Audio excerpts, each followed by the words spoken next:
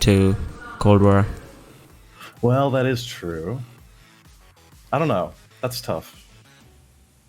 I Yeah. assume he means like World War II, which if that's what he's talking about, I'm sorry, I hate World War II. Oof. I can't stand it. And does Modern Warfare have any tools? I don't think so yet. Uh-huh. Okay.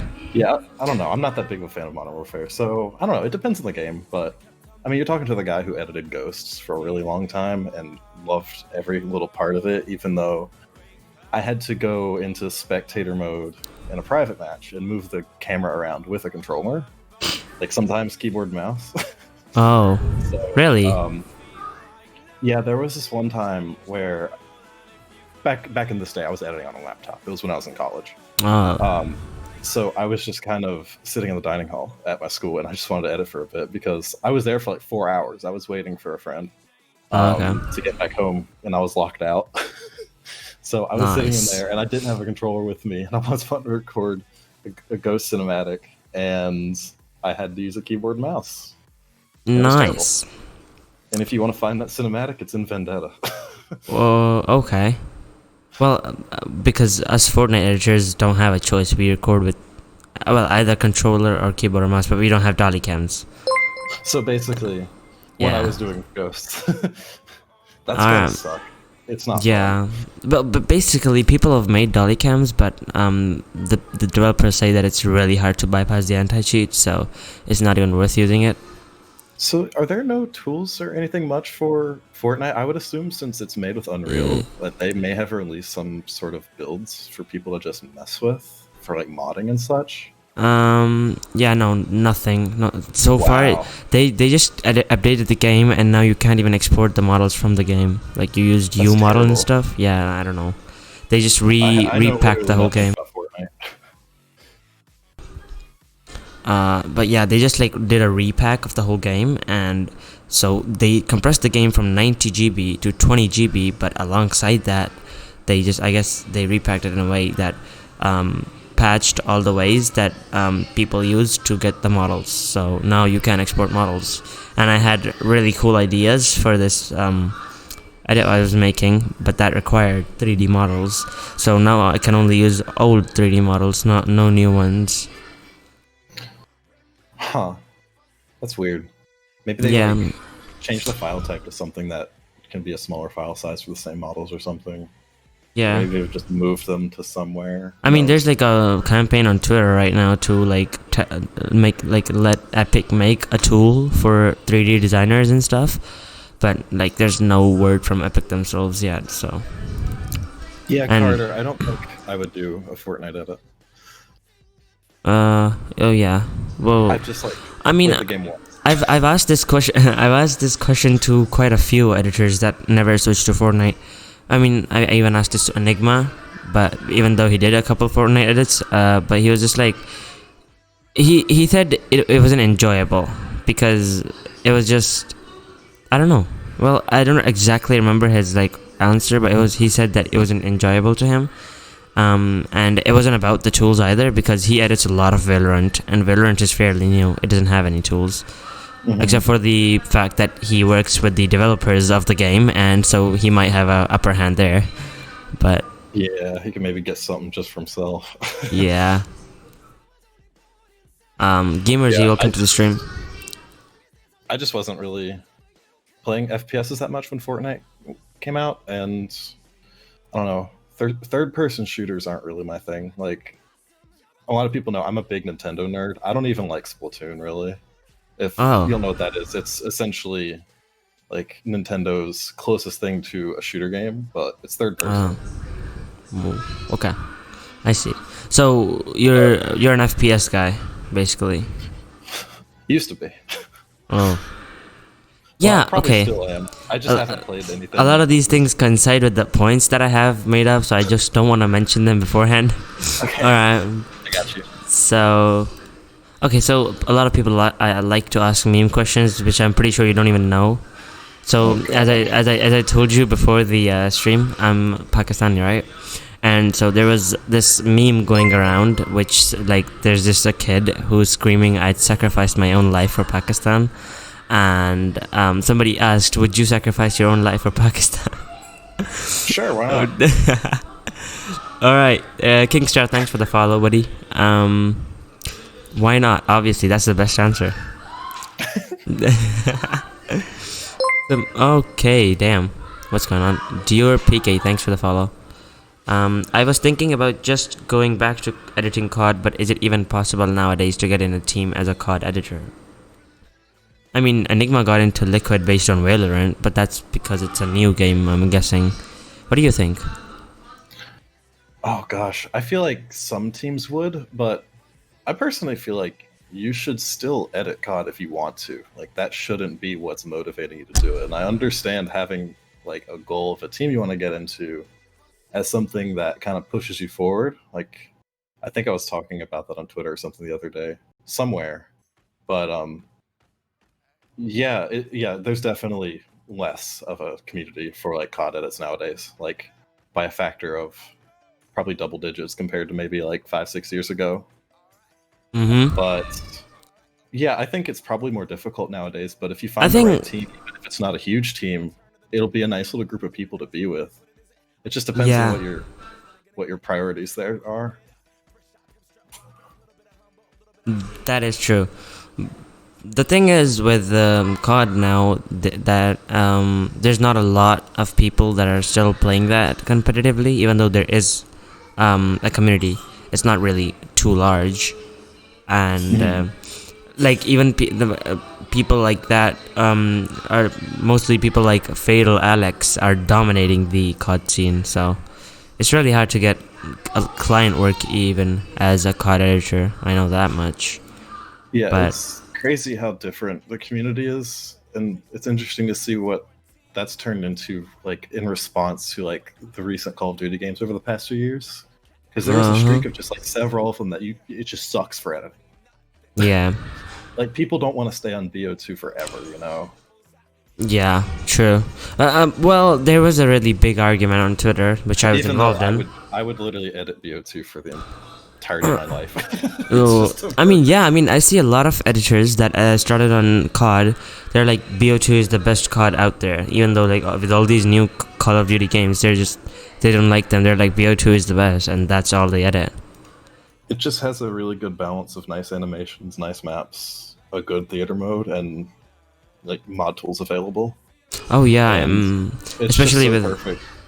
I mean, with CS and BO2, there's the easy exporting of AGRs to make 3D edits and stuff. Yeah. And now we have T6GR and soon T7. And that's pretty exciting. T6GR, actually seeing that is what made me like literally say, okay, I'm editing again. Because I've actually been, I guess, editing again in air quotes for probably about a year at this point. Like I've been dabbling a bit, and I started Roses 3 a little bit, but ended up scrapping what I had. But yeah, once I saw the T6GR release, that's what made me scrap it and then rethink it and then decide, hey, I'm editing now.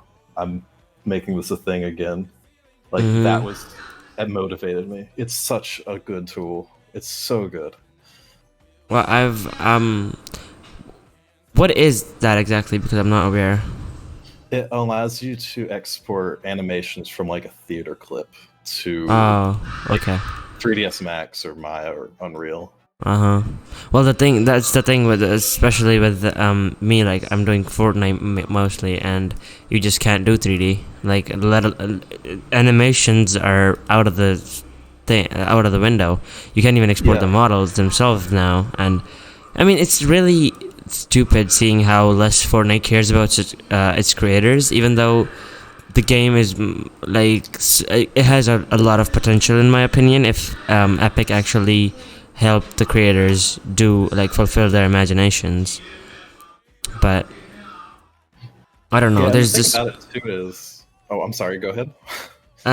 Thing is with their anti-cheating system, I mean it's understandable they don't want cheaters in the game, but one thing is that I've been hearing that a lot more cheaters are getting into the game, so their anti-cheat system is literally not doing anything at this point other than limiting us editors. So, and even if they wanted a strong anti-cheat system, they could have made tools specifically for creators. Like, I feel so, like that's probably the route they'll have to go if they do something like that. yeah, because, like, so if people make third-party stuff, obviously the anti-cheat will take that as a cheating program, basically, and that'll get banned. So there's the only way for them to go about it is to make their own programs and allow editors to use those. Who's Zant? Who are you, Zant? I'm me. I'm That's a good an answer. editor. Your answers leave me in speechless. The Red Reserve.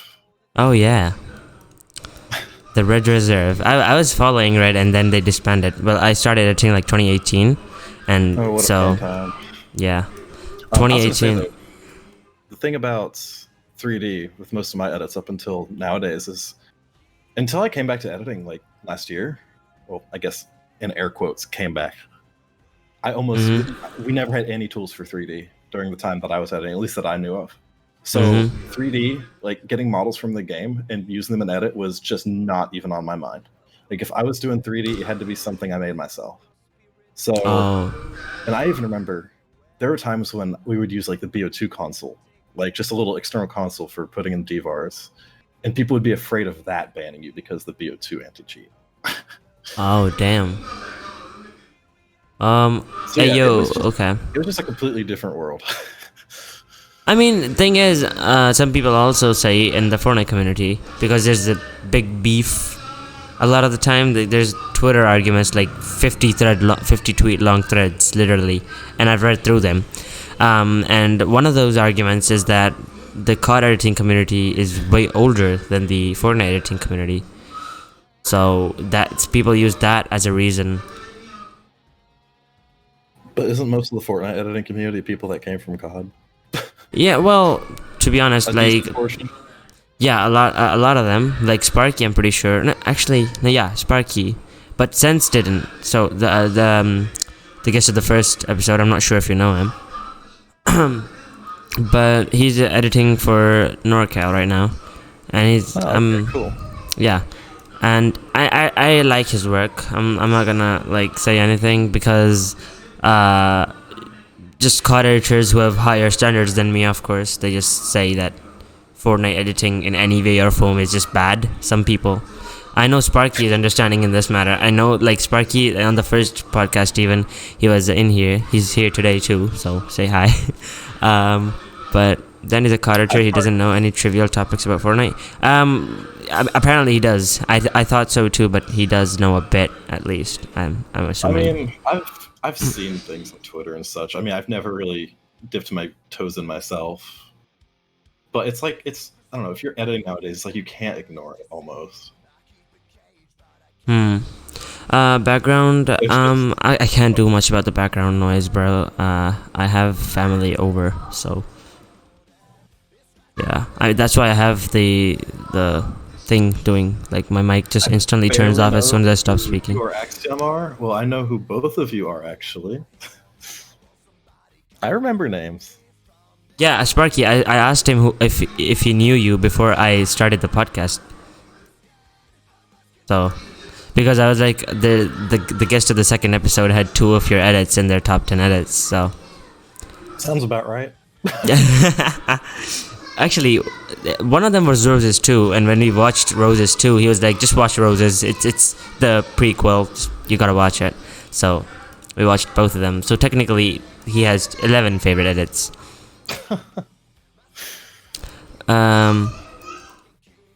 He probably only knows people from COD that switched. Didn't 12th switch too? 12th switched too, right? It's insane to me how much 12th has blown up from Fortnite. It's great. Yeah, I mean he's in the Phase 5 top 100 right now. Wow, that's insane.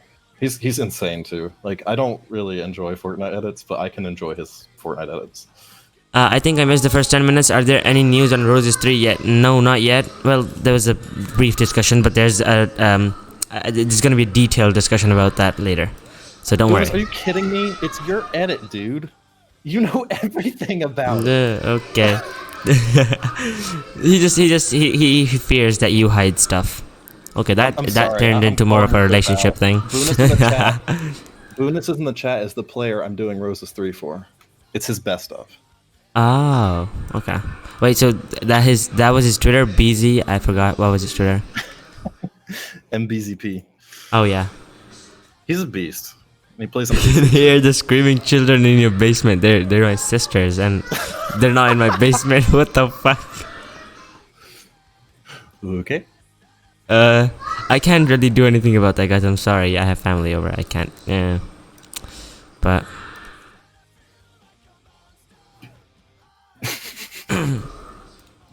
He trying to slip through the cracks like he's just some other random in the chat. bro, sister, kidding. what? Random child, same thing. What the hell? Kyle, why are you like this? I might well have a good stream. I gotta go. You're a legend, and oh, okay. He just called you a legend. And Thanks, Sparky, you just Yeah. ignored the host, you know, like. Okay, okay, no, I'm kidding. It's okay. Adds to the fun of the podcast.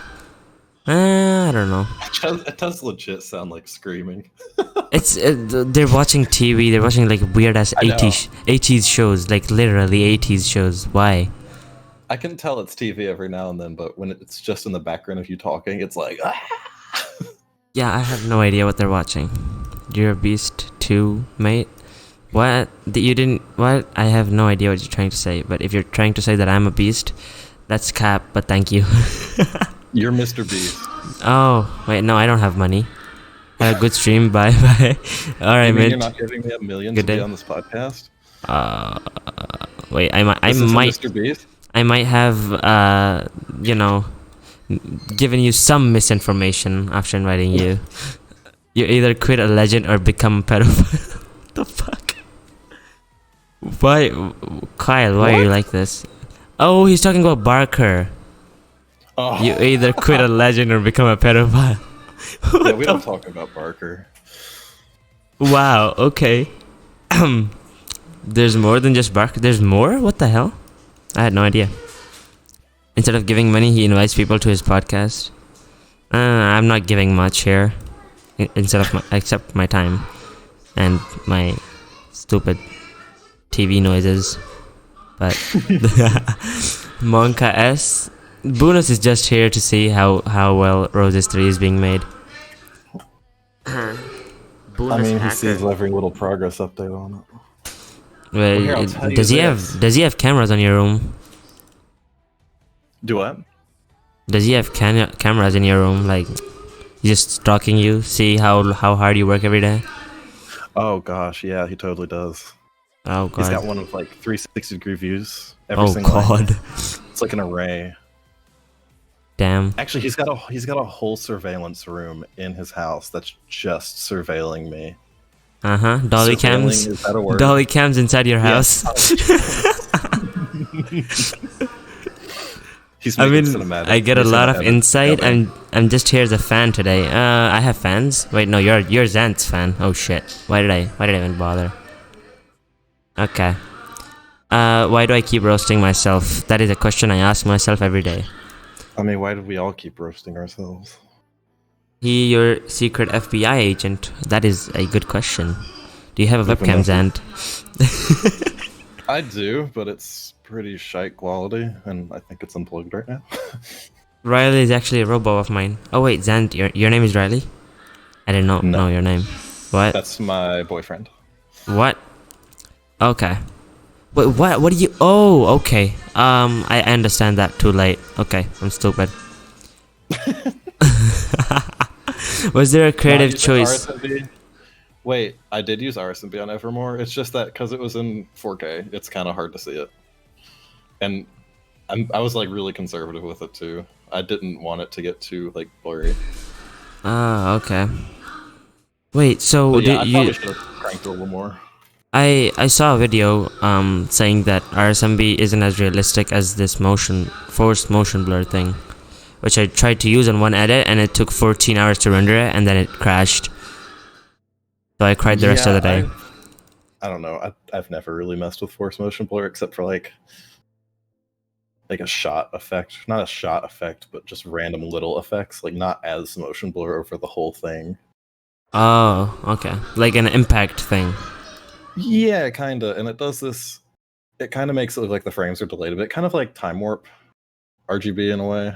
Both motion blur is basically just resample, yeah, but the guy that I watched the video of, they combined it with frame blending, and which actually did look pretty good. If you guys have seen Atlas by if you've seen Atlas by Fireline, that's the guy who made the tutorial, and that's the demonstration edit that he used.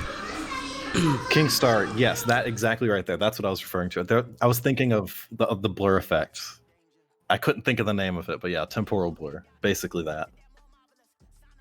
Oh yeah, he's not Fireline anymore. His new name is, I don't know, but yeah, I watched his Atlas edit because it had the same song as one of NorCal's montages. If you don't know, I'm a NorCal fanboy, and Kyle bullies me for that.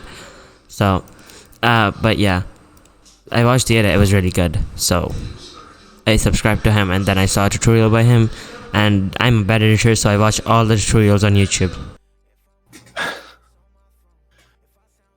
That M83 song has been used so many more times than Axiom's edit. Well, I haven't seen it. Which one? Yeah, is let me it? know. Is it, which M83 song is it? I can't remember the name. I know which one you're talking about though. It's the really chill one. It's like, I don't know. Wait, we can. Female voice in it. No. Oh wait, is it? No, it isn't. Wait, let me pull up the edit. That's the one that everyone used to edit to. I can't remember what it's called. Let me pull up the edit right here. Wait a second, boys. I'll have the screen working in a second. Alright, we have these. What's that? Okay, you can watch the stream. I'll pull up the edit right here. Yeah, you guys can see. Perfect. Atlas by Lumino. This one. Wait, this is a breakdown. I'm stupid. So, this is, yeah. This is without, yeah, here, this song.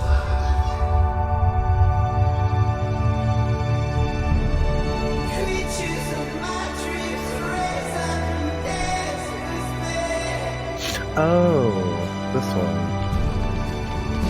It's actually really well made. Yeah, I haven't ever seen another edit of this song. Let's see what the name of the song is right here. I think outro. Wait, what? I think it's outro. Oh yeah, it's outro. Outro by M83. I love M83. I'm trying to think, what was that one song? Oh yeah, this is really cool. Everyone used to edit with them. M83, I'm on Spotify real quick. But, yeah. Oh, I think it's Oblivion? Yeah, everyone used to use Oblivion by then. Read chat. Okay, Kyle, do not refer to me with those terminologies, okay? Do you react to edits on podcast? I don't react to edits. I used to do a segment where we saw the editor's favorite 10 edits, but I removed that because people said it was boring, I guess. Because also, like, when you're watching an edit, you have to be quiet so people can actually see the edit and hear the hours of work put into it. And I guess that just felt boring to some people, and I can respect that. So people are here for Zant or Sparky or Sense, not for me or the edits. So yeah, I removed that. Oblivion is the other overused one. I had never know songs by names. I just know them by edits. I even have an edit to that one. Oblivion. Wait, no. It's not called Oblivion. 83. You'll recognize it, I guarantee you. Okay, let's see. I pull it up. It should be playing on the stream. I'll link this in chat. That was my old ass edit of that song 5 years ago. Oh. We're gonna watch Zant's edit. Wait, so this is the song? I just played it on stream. That was well before I think was in Obey. That was when I was doing Myth. Wait, so you went from Obey to Red and then to Phase? Yeah. Or did you just edit that Red X Phase montage? Because Roses 2, I believe? Yeah. No, that it was. Oh, which was it? It was for Ice and Jam. It was like a knifing to touch. Oh, okay.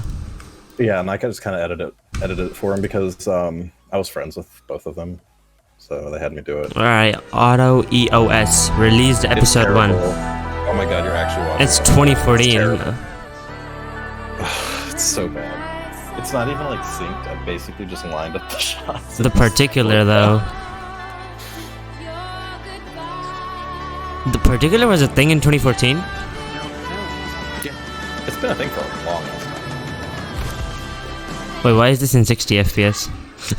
Because that's before YouTube supported 60 FPS, so people would actually just render their edits in 60 FPS, and YouTube would just put it into 30, so it didn't really matter. Damn, I am. Now, but nowadays, all those are 60, so they look like trash. Yeah.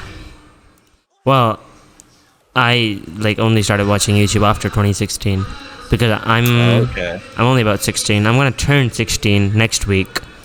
So there was a time when, yeah, you couldn't upload 60 FPS to YouTube. It would just cap at 30. Like you could upload it, but it would compress it to 30. Nice. So basically, YouTube's algorithm was even trashier than it is now. Basically. Okay. Well, it's probably more trash now. Well, in terms of how to get views, it is because YouTube just prefers everybody who makes content more frequently and not quality. It just there's a lot of old edits that are now 60 FPS because I think Catalyst 2 is from Pomage. Like his Catalyst 2 montage. I don't really follow Pomage a lot. The only edit I've seen... You've had to have seen that one, though. That's, like, a really famous. I've seen Nikki's montage for Pomage. Why can't I remember the name of the editor who did the Catalyst 2? I can't remember his name for some reason. It's on the... Like, I know who it is. I can't remember his name. SLP. The chat is spamming SLP. Yes. Sleep for Shady. People know his full version. Okay. Wait, let me. I knew it was 3 letters. We're just gonna start pulling up edits and like seeing 15 seconds. Yes. Wait, Catalyst. I'm pretty sure like most people in the chat who have edited COD have probably seen it. Oh, Pomage the Catalyst 2. Yeah, Phase SLP. So SLP is started for Phase. I do not know this person. It's insane for the year that it was released. Like absolutely insane. Oh, it's 2013. And actually, the actual edit itself is very vanilla. It's very Wait, basic. I don't understand though. If YouTube, whenever you uploaded a video to YouTube, if it instantly compressed it to 30 FPS, after they changed their algorithm, how did they recover everything back to 60 FPS? What I think it did is they still had the actual file in there, but the encoder would only do 30 FPS. So there would be less load on their servers, I guess? Essentially, and it was just like that was before 60 FPS video was something I guess people really even cared about. I mean, like, nowadays it's a thing and editors don't even use it because it looks trash. Yeah, exactly. Like movies are in 24 for a reason. Yeah. And, high frame rates are used for games for a reason. It's because you want to have good reaction times on that, but it doesn't necessarily look cinematic. So that's why editors don't. Wait, what? This has the directional audio. Is the video fucked up or no? Okay, no, it's fine. But the start had directional audio. What? I'm not gonna say that 60 FPS in edits can't work though. I think depending on your edit, you can make it work. But I mean, at least for the style that I've been doing, I really, really, really don't think it works for me. I've never seen a 60 FPS edit that looks good. It's called Stereo Moron. Okay, stop bullying me. I can't believe I invited Kyle to one of the episodes. Like, I got straight bullied for 2 hours. I shouldn't even name it an episode.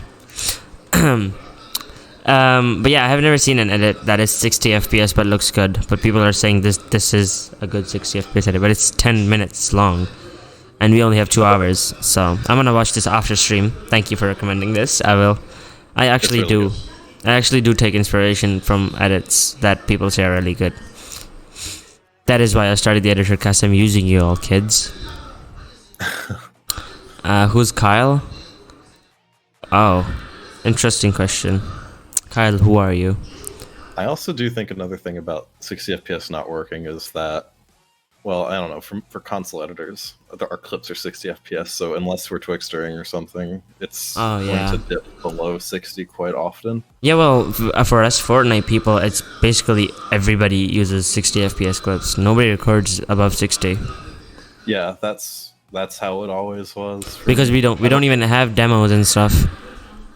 Yeah, all of my edits I have on my channel right now were all just like clips that were 60 FPS, except for maybe just like I think there was one attempted PC edit I uploaded. Like like mid 2019, somebody told me about demos and how you could record them at 600 FPS, and I was going crazy. So, well, it's actually I felt like quitting Fortnite editing and then doing CS, but then I also realized that part of the community isn't really too active at this point.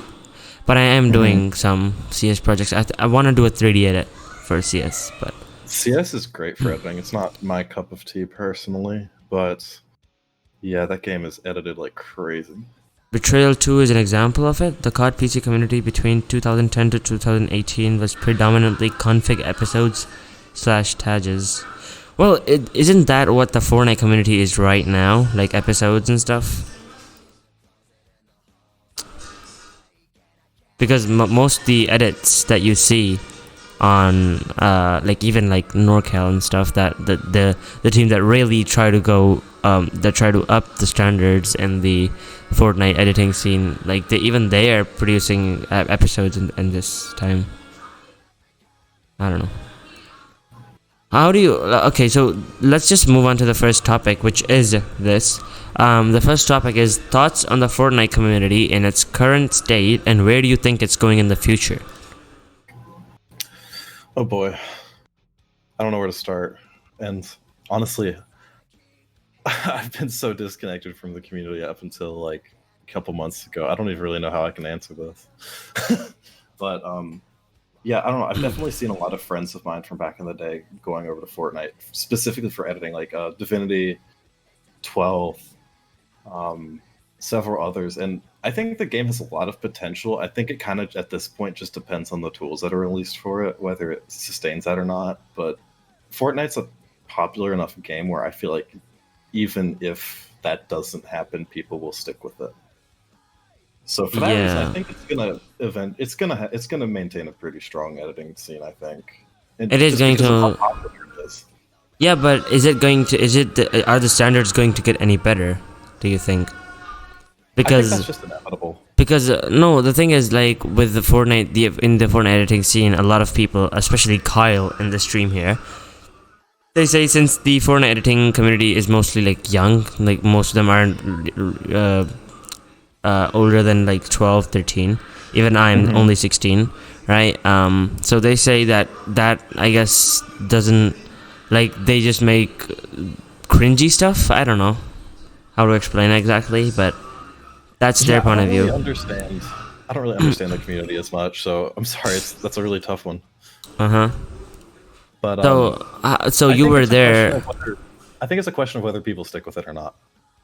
You were Because there when the the COD editing community was developing, so to speak.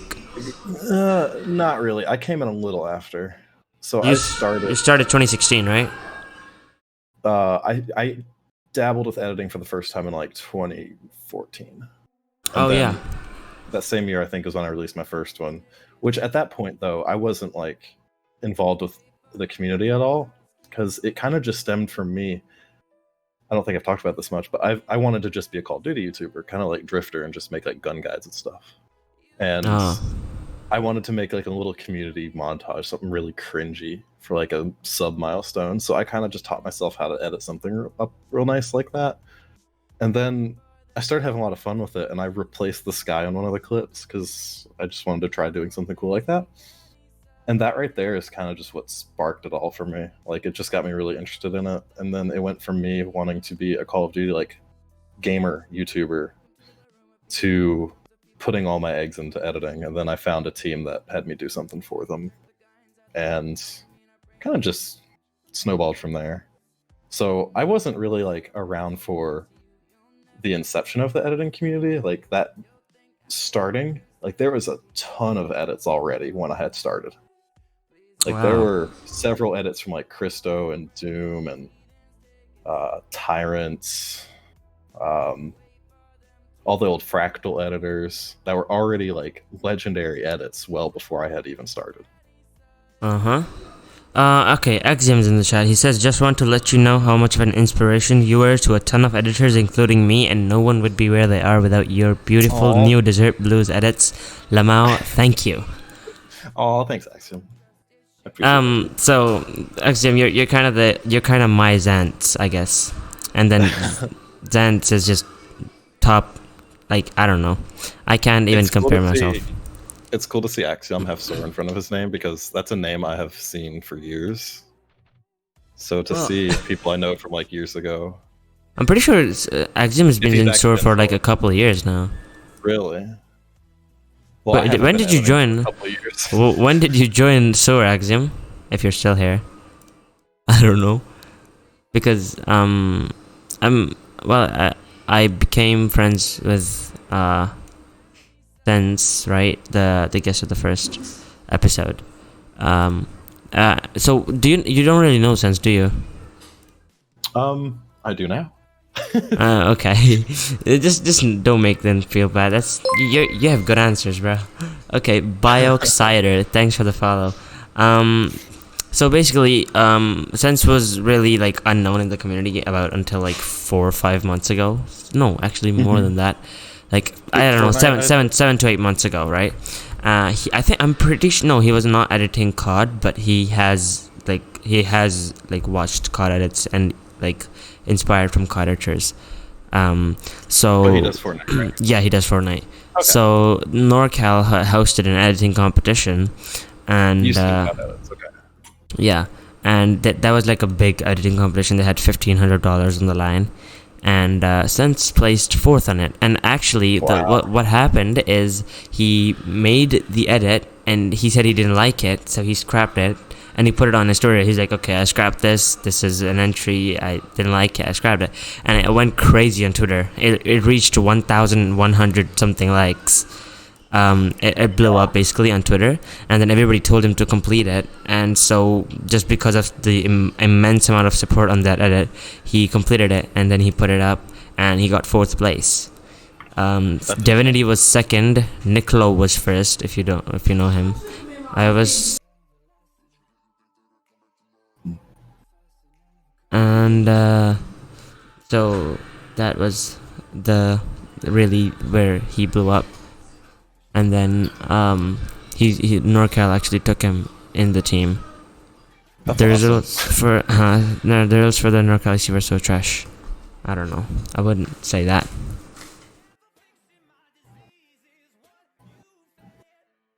Yeah, I'm sorry if it seems like I don't know hardly anyone. I don't know, it feels like when I quit editing, I essentially like exiled myself. It wasn't like I just quit editing and stayed in the community. It was almost like I almost hard stop left the community. But then once I started editing again, I've been kind of just wiggling back in a little bit, but it's just so many new people, so many names I don't know nowadays, and it's crazy. It's crazy when you're bouncing back and forth between so many different gaming communities over the years, and then you go back to one you've been at before, and it's like everyone's different. Well, wait. Okay, give me a couple minutes. Chat. Talk to Zant, and I'll be right back.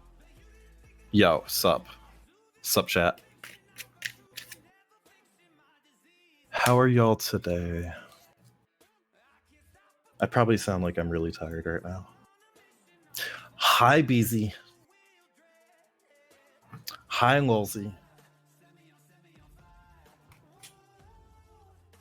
Hello, Force. ISVIP scrap. Why does that sound strangely familiar? I seriously don't think I have, but yeah, I probably haven't. Cut editor and Phase, who now edits movies. Oh, yes. I can't. Kazi. Yes, Kazi.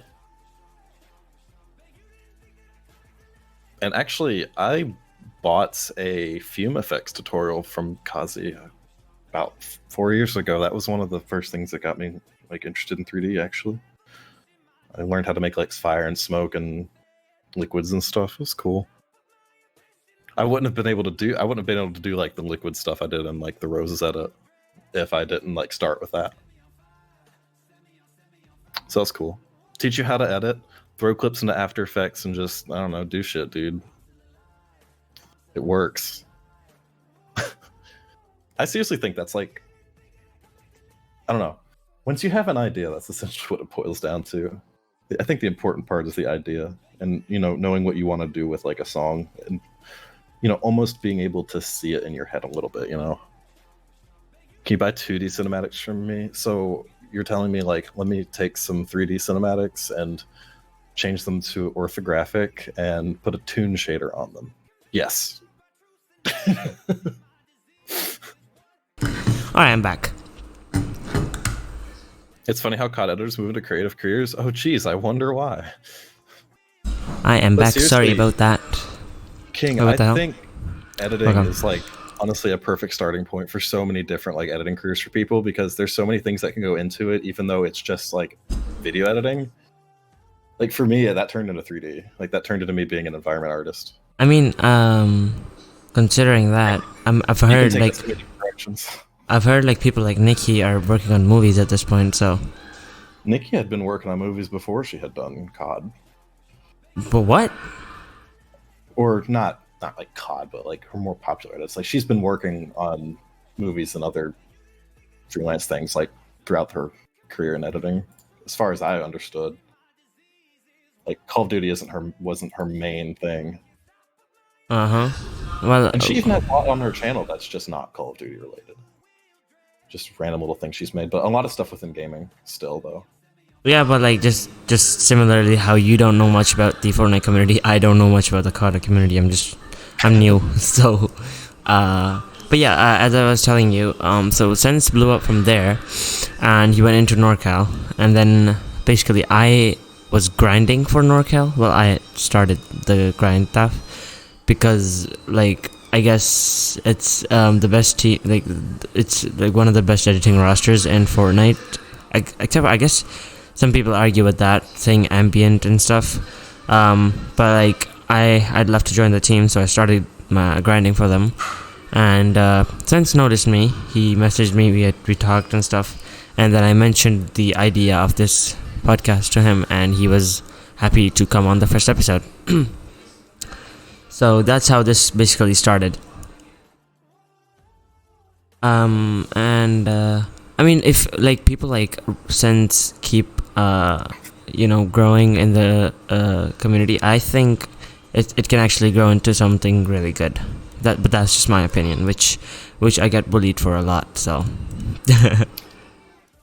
I think that opinion makes sense, and it sounds like it's just a matter of time, to be honest.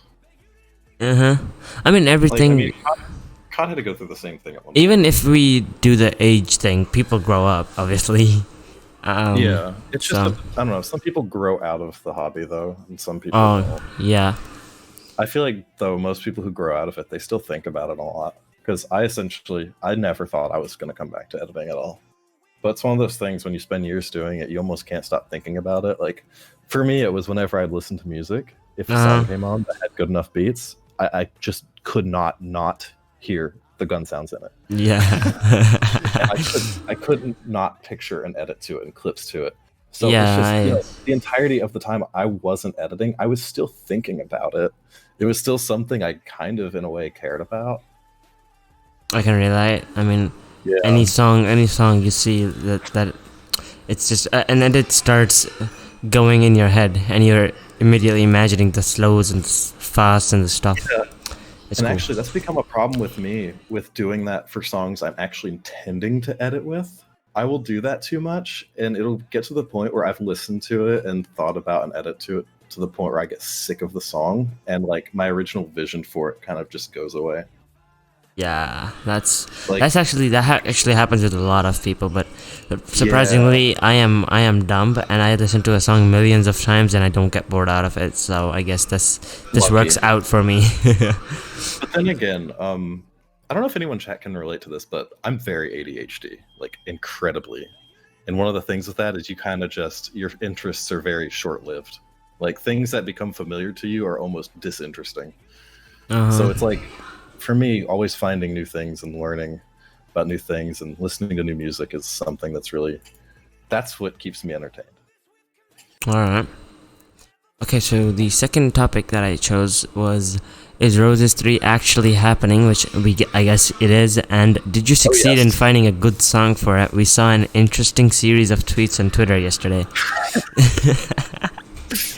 Oh my god, what was that one where the dude replied and it was all out of order? Yeah.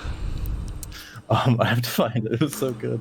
Final Roses Ugh. Find a song appropriate and 3 4 can't I. Yes, that looks like Google text to speech saying something. But yes, I'm making Roses 3, and I've been making it for probably about a year at this point. But if you saw the little Evermore edit I did, where I used Unreal Engine for the intro, learning how to do that with T6GR, it prompted me to scrap what I had, because it just made the capabilities what I could do with 3D so much more. Because previously, I was going to do all the 3D in Maya, and I have a license for Redshift, so I was going to render it in Redshift and use that. But I mean, I'm a game developer, so I'm pretty familiar with Unreal Engine. So the fact that T6GR allows me to get animations like literally from COD into Unreal, and you can use any other 3D application, but Unreal being real time is a huge advantage. Yeah, I mean, I did Blender for my first 3D animation, and I mean, it took me like I think 9 hours to render a 5-second animation. And when I found out that Unreal could do that in minutes, I was okay, bro. I was actually pretty shocked. Yeah, it's really powerful. Well, see, I can't really talk about much of the games that I've made, but I recently have been posting some of my work on Twitter recently, because some of the things I've worked on have been released now, and I can share them.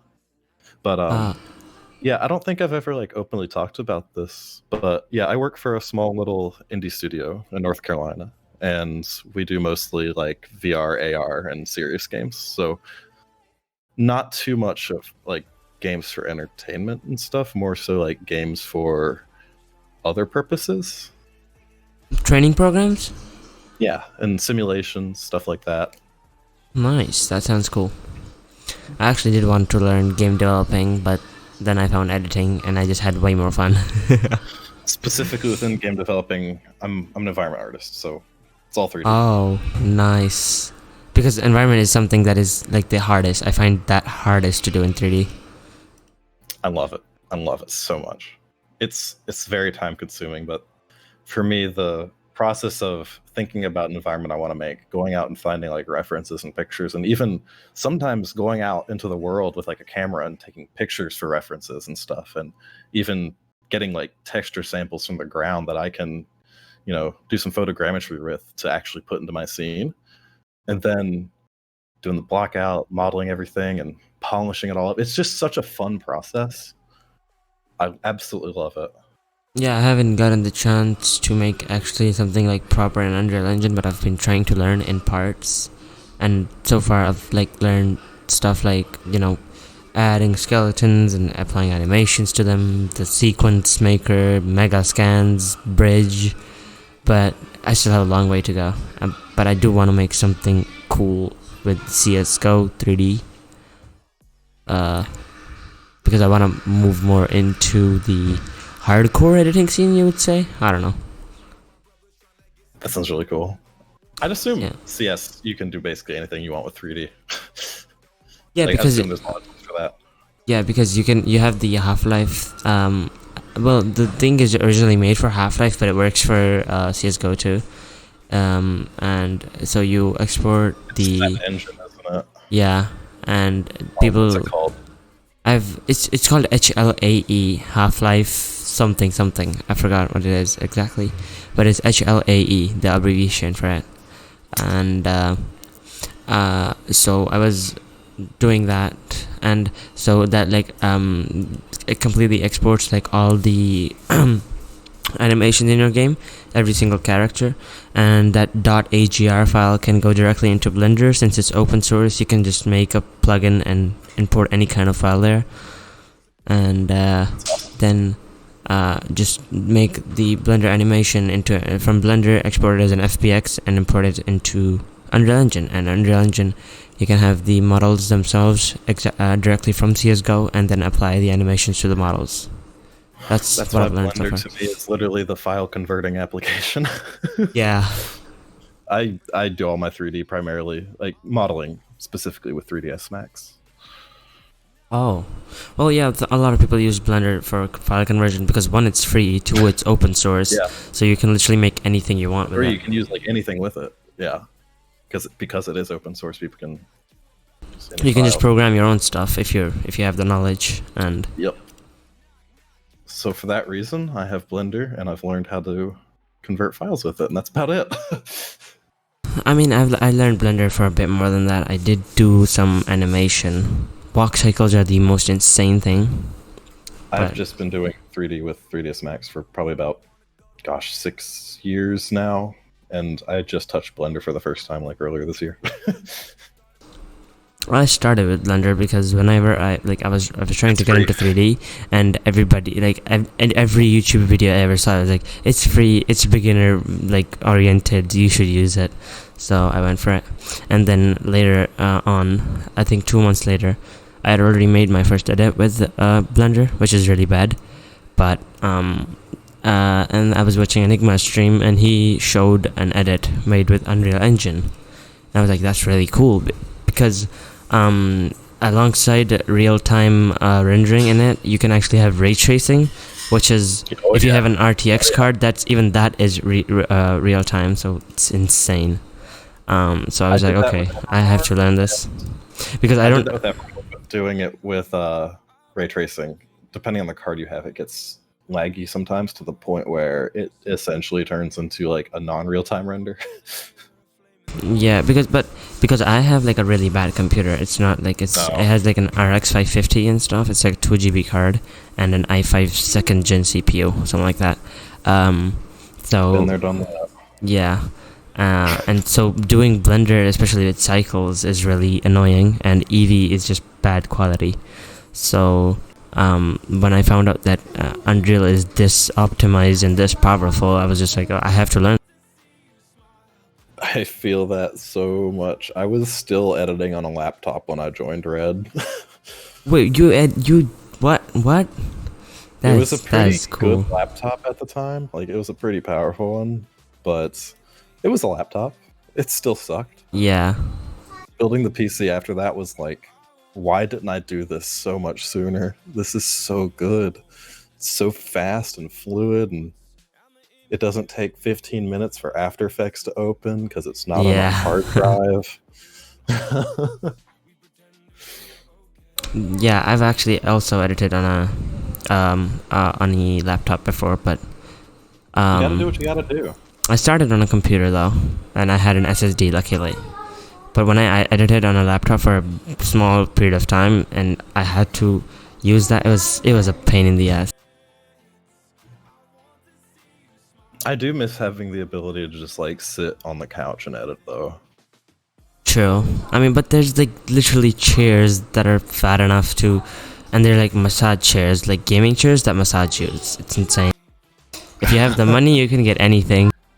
There's literally a space station gaming chair which had like 3 monitors. Like it was like a full room basically. It has 3 monitor hookups, like you can hook the monitors up right there, and then you have a chair that is hooked up to everything. You can move it anywhere in the room, and then you have a big ass desk to put like food and stuff, and you have a refrigerator on the side. And that was unboxing therapy. I should not watch that.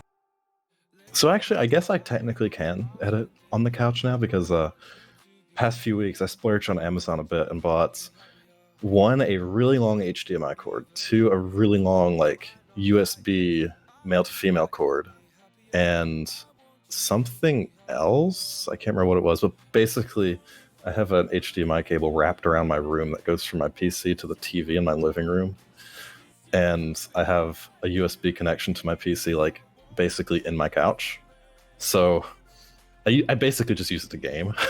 I guess I could Oh, edit nice. there. Like I Poe, just use a controller to just play games on it. So I guess I could plug like a little USB hub in and do keyboard and mouse there and edit on the TV. But honestly, I need my 3 monitors. Like one nice. 16:9 display is not enough. I do that. So sad. Well, once you've had 3 monitors for like 5 years, you cannot go back. You just can't. Yeah, It's true. impossible. Same with the 144 hertz, like 60 hertz to 144 hertz. When you're in 60 Or hertz, if you got it's a ultra it's wide like screen or something. Yeah, I know what you mean. some things you're fine with until you don't have a better thing. Exactly. It's kind of like you don't really understand how much better things are until you actually have it. Yeah, and then like losing that is so It's much. the It's worst. devastating. There was a point in time a couple months ago where when we moved into where I'm living now, I dropped a monitor when we were moving. Like not even far, it just kind of fell forward while standing on the ground. Oh, Screen cracked. oh, So sad. I was stuck with two for a while, but luckily my boss, he had just one sitting around, so he just let me borrow it. Well, I wanted to buy a second, but my desk is small too. I have no Dude, idea. I need to If upgrade I my monitors so bad. They're so terrible. Like they work, but they're just the same ones I had when I built the PC. I want like an ultra wide screen that's at least 1440p. if I ever upgrade, I'm gonna do like a full hardcore upgrade because right now my setup is trash. Audacity, teach me could my you volume turn a up little bit. Zant's volume a little bit? I mean, oh yeah, okay. Here. I'm sorry, my microphone's kind of quiet sometimes. And also, I do kind of have to be a little quiet right now. Partner's sleeping in the other room. Oh, that's no problem. I just I normally have like music on while editing because I do editing streams here too, and Mhm. sometimes people can hear the music and not me. So I have my How desktop can you audio on edit the with music playing? What? no like when I play the Wait, so what happens when you play the edit? You cut out. so when I play the edit, the music on the edit is too loud and the people can't hear me. What I'm saying. Oh, got you. I thought you meant like you were like playing like Spotify or something while you're editing. I don't know how that works. Some I don't either. people do. I don't either. Like, does the music just clash when you preview it? I have no idea. Like I saw Sparky doing it even.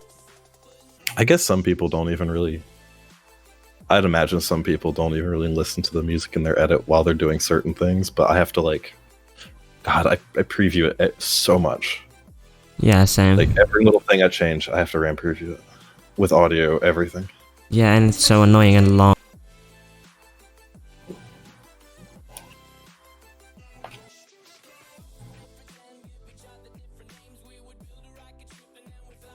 I always have music on while editing the preview so loud that doesn't matter. Okay, well that makes sense then. I guess that would work if you're.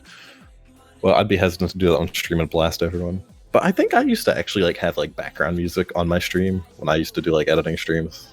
But I wouldn't hear it. Like it wasn't going through my headphones. It was just playing on the stream. I would only hear after. Oh, nice. That's actually a good 'Cause move. Because I when you just hate what my stream sounds like with silence in the background. Yeah. It makes it sound awkward. it's awkward. Yeah, it's really awkward.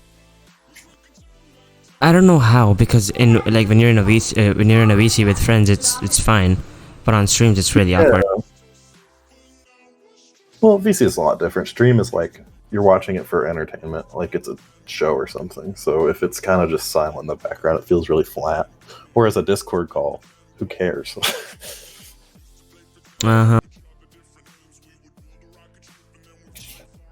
Alright, moving on to the third topic, we have, do you believe Fortnite editing and or editors ruined editing standards? If so, why? I definitely don't think so. But I could see why people say that because when a game comes out like that, it's almost like you have to like restart in a way and kind of figure out how to edit the game. And that's on top of, everything we've talked about so far with Fortnite. With how it's having struggles with people to get the proper tools they need to do the basic things that you can do with COD. But no, I don't think it does. But I mean, the argument made by a lot of people here is that the only good editors in the Fortnite scene are the ones that came from COD, like you said earlier too. And so with this massive new audience in Fortnite, which wasn't there with COD, and the incredible amount of new editors that came with it, which is one of which I am me. I don't know how to speak English. Which one of which is me, myself, yes. And they say that that is partly why a lot of the editing standards went that hardly down. So like, well, it depends on how you define the editing standards. Like, are we like? I don't think Call of Duty editing standards went down because Fortnite came out. Like, of course, I guess if you count editing as a whole thing overall, which I've never really seen it as, I've just seen like editing as like a per game kind of thing. Like, as far as standards go, because with different games you have different capabilities and different tools, and some games are just easier to edit than others. So I feel it kind of difficult to compare that just like across the board. yeah, but we're just talking because the counter argument to a lot of these things is yes, the COD editing standard did not fall because the Fortnite editors are editing Fortnite. They're not editing COD, and COD editors are editing COD. So the COD standards did not fall, but since Fortnite is a new game with a massive new audience, it's just ruined editing standard. Yeah, I can agree with that.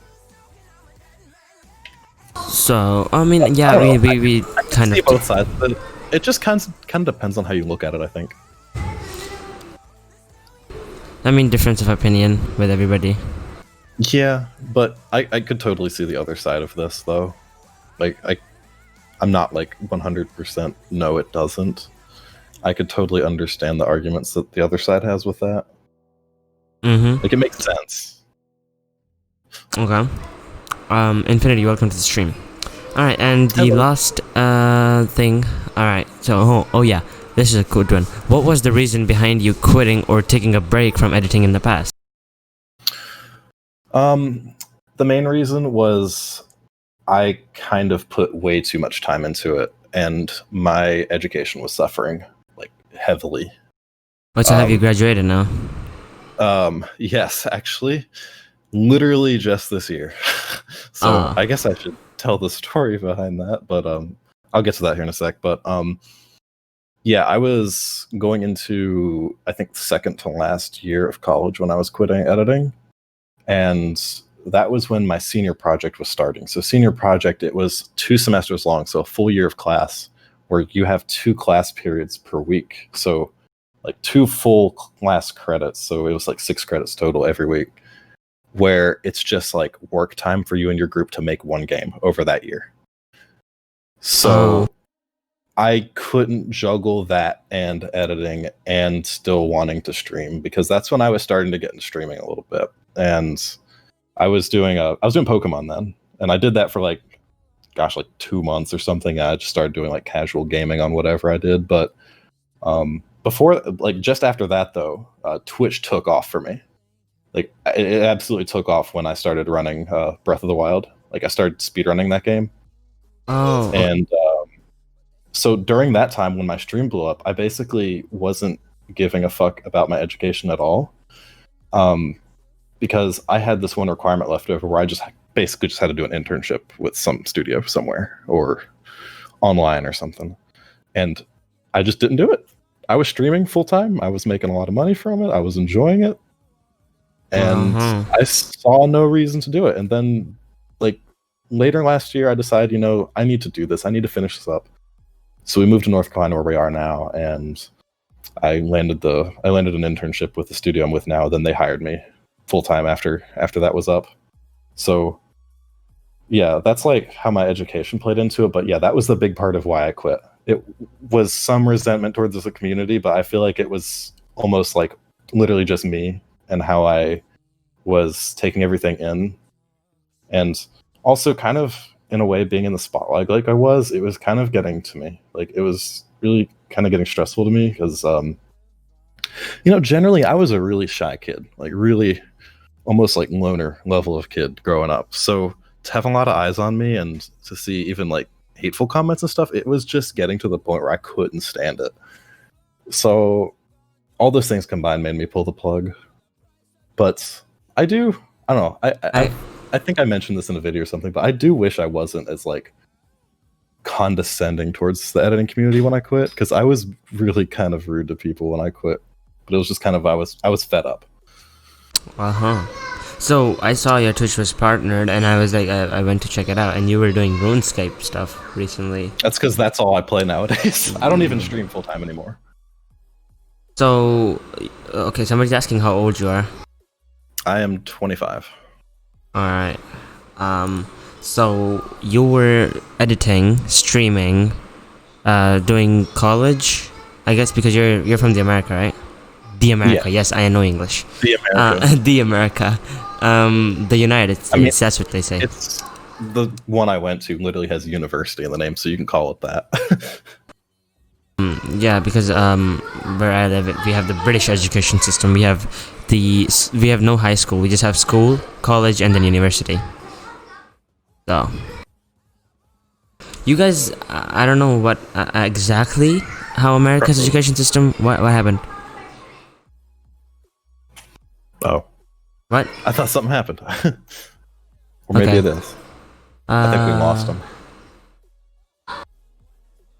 Or maybe he lost me. Okay, never mind.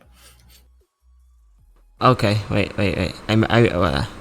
My mic was muted on Discord and not on stream. I don't know how that happened.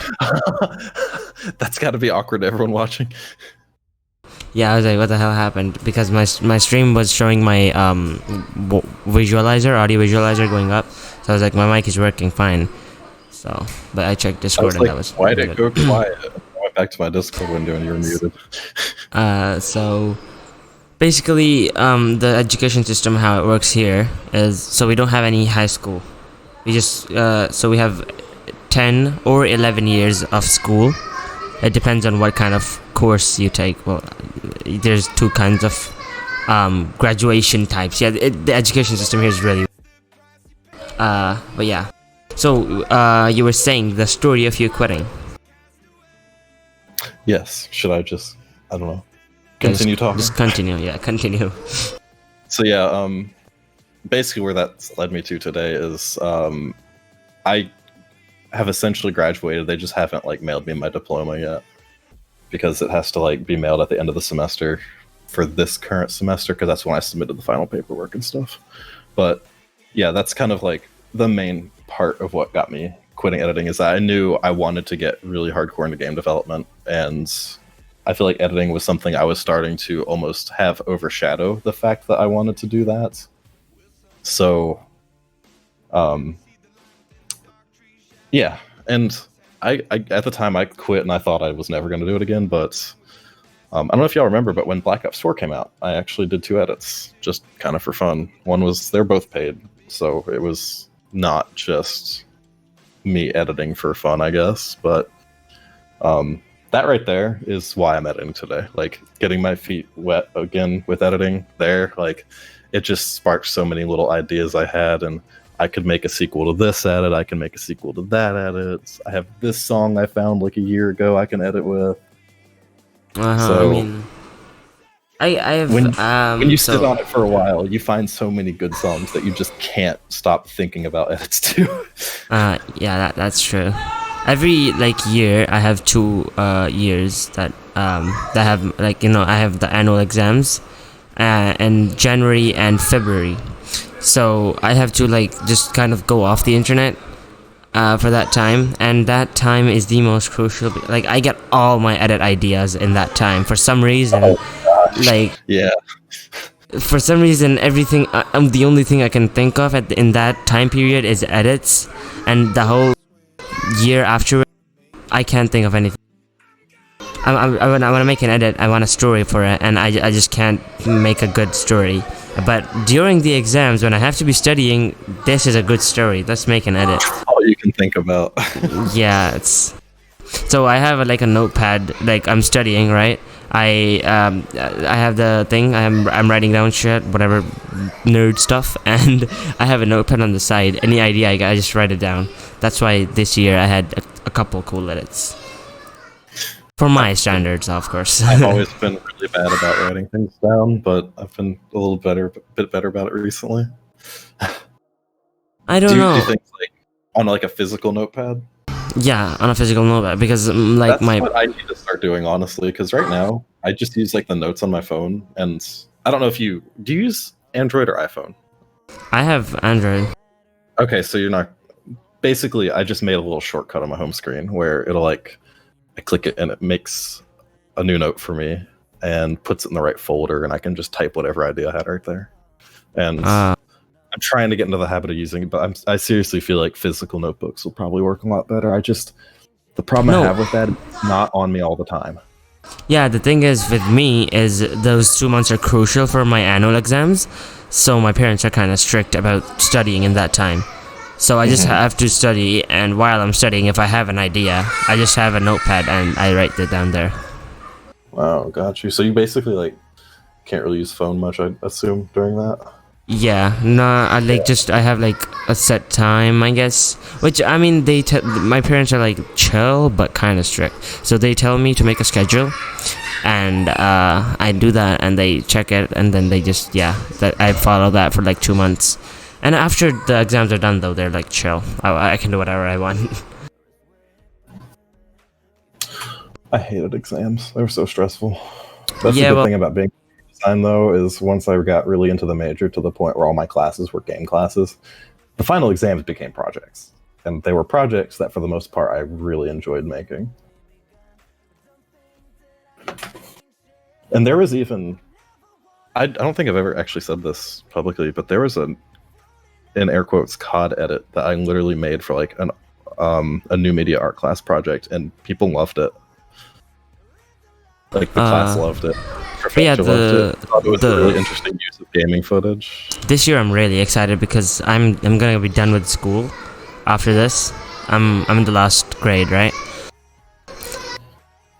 2 months this year, like January and February 21, and then I'm free for 6 months until college starts, because it takes 3 months for them to get the results, and then I don't know, 3 more months to get admissions and everything sorted, and then I have a 6-month break, so I can do whatever I want in that.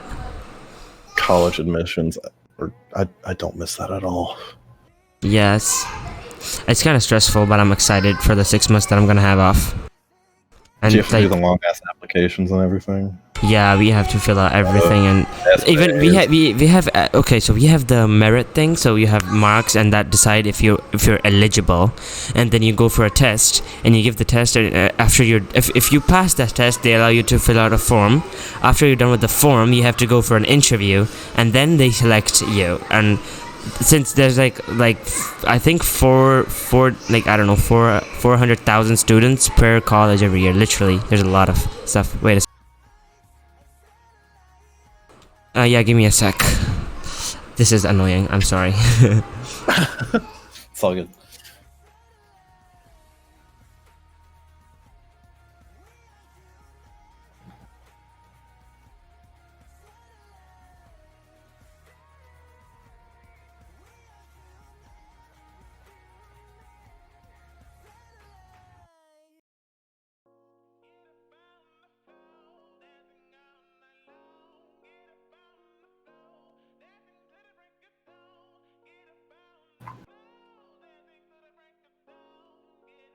No, I am not Lilsey. Also, hi, I guess while he's away, what's everybody in chat up to?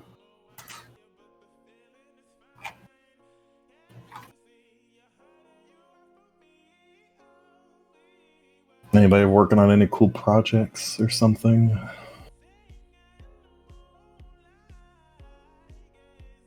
Hello, busy. It's my emote. You should be studying for an exam. I do not envy you. I don't miss exams at all.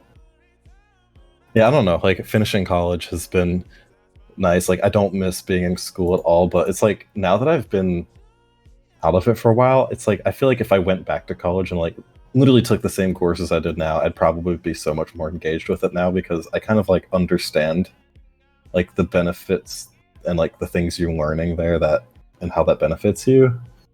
But when you're in there having come off of 12 years of like, regular school, and then you go into college, it's like you're just so done with it. You just can't stay motivated with it. You can't want to learn in a way.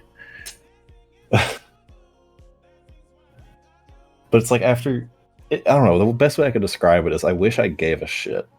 I wish I gave a shit when I was in college and high school. Like, I would probably have remembered a lot more of the stuff that I learned.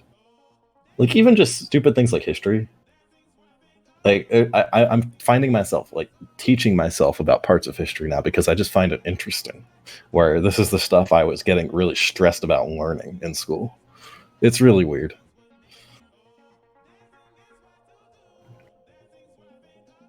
You're editing while listening? Cool. With COVID and shit, they increased the schoolwork like double and triple for some subjects. Yeah, because you don't have actual like. Well, I assume you're not going into school every day.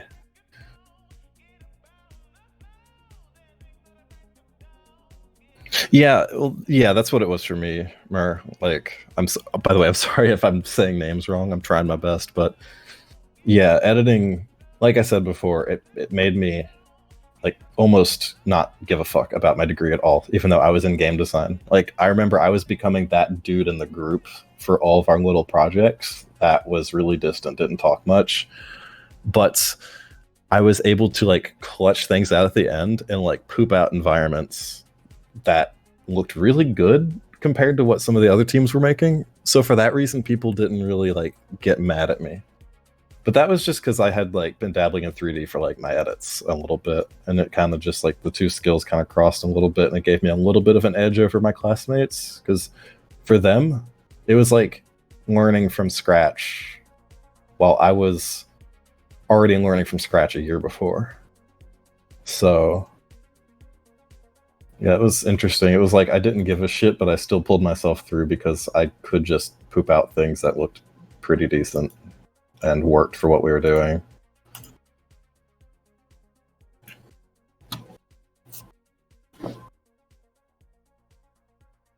Yeah, honestly, like that's one of the things I've underestimated about starting, like getting out there and living on your own. Like, not even just like at college, like in a dorm, like actually having your own residence, your own place that you live, your own kitchen, your own living room, bedroom, all that stuff. It's like it's so much more responsibility than people think, and it's kind of become routine for me at this point. But I have to plan my days around that more than anything nowadays.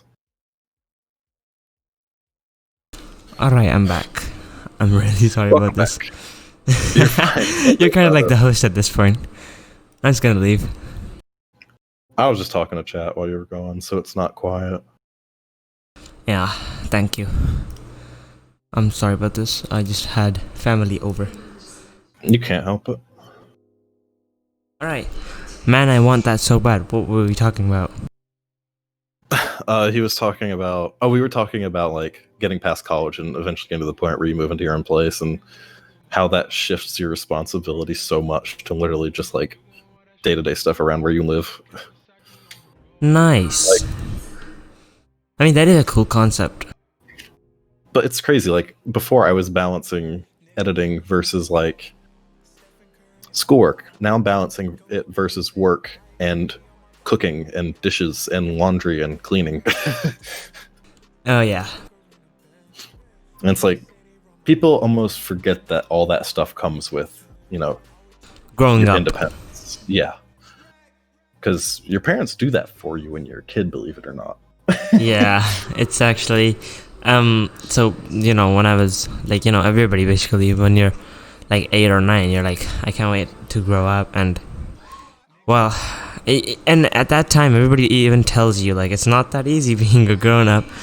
And I mean, I'm just 16. I'm not that old, but gradually even the small responsibilities just now, but they're on me, and it's kind of it's already kind of overwhelming.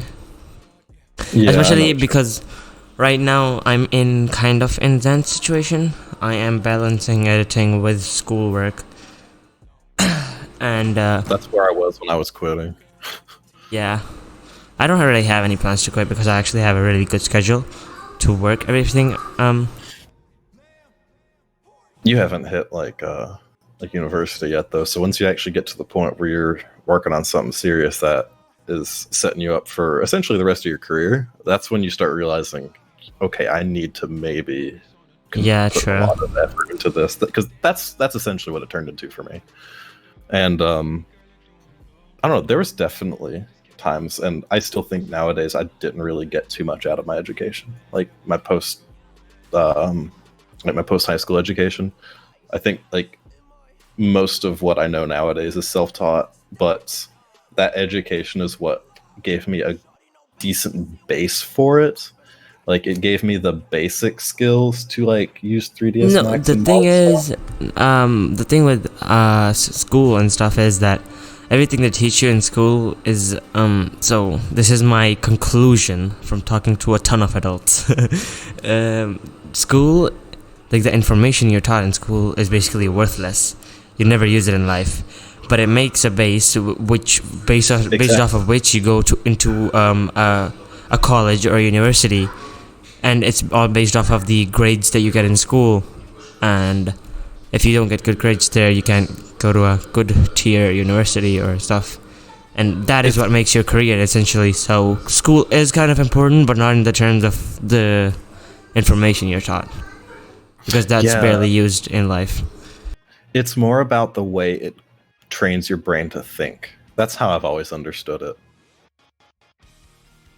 It's about training. The education system, I've told you, like it's like really fucked in this like basically in this whole region.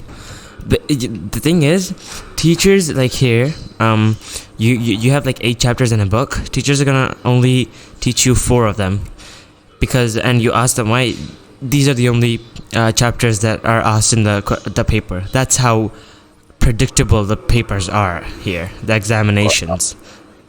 So they essentially only teach you half the book, because they know that this is all that's going to come in the examination. And they've made the question system so predictable that you have basically every control over it. So you have basically how this works. So I'll walk you through it. You have every paper, even maths, has question number 1 as MCQs, like multiple choice questions, right? Mm-hmm. And after that, you have question number 2, which is short answers, basically questions that have shorter answers, like 2 to 3 lines to them. And there's 9 of those. You only have to attempt 6 of those. And now, get this. You know, like there's a pattern, and you know that this is going to be followed every year. The first 3 of those parts, the short answers, come from chapter 1. The second 3 come from chapter 2. The third 3 come from chapter 3. You literally know. And so basically, if I have chapter 1 and 2 down like by heart, I know every single word in the chapter, I don't even need to prepare chapter 3, because I only need to attempt 6 of those questions. So I can do 6 from chapter 1 and 2. I don't even need to consider chapter 3. That's how broken the education system is here. That's like a combination of our SAT system and then specifically my state's like standardized test system, because the SATs, when I took it at least, it was like you didn't have to answer every question. It's just that if you don't answer, you don't get a point. And if you get it right, you get a point. So that's how the scoring was based on. But the standardized testing in my state when I was growing up, it was kind of the same way with how predictable it was. Like, there were literally like guidebooks on how to train students specifically for these tests that teachers used. Nepotism makes careers. That what the? We even had like tests from previous years, like full tests from previous years that they would make us take. And then we'd get to the real one, and it's like the same thing with just like different words. Yeah, that's exactly. And basically the British education system is mostly followed here, right? So you go, so there's a local basically way of graduating school, which is called matriculation. And then there's the British way of graduating school, which is O-levels and A-levels and stuff, right? And so if you do O-levels, you have to study 11 classes in school. And if you do matriculation, you have to study 10 classes in school.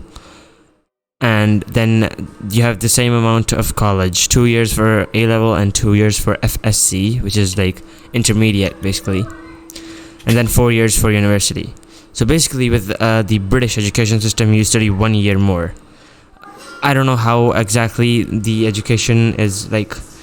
The system is divided, but it's considered that it's like normalized that the British system is better than the local system because it's not as predictable.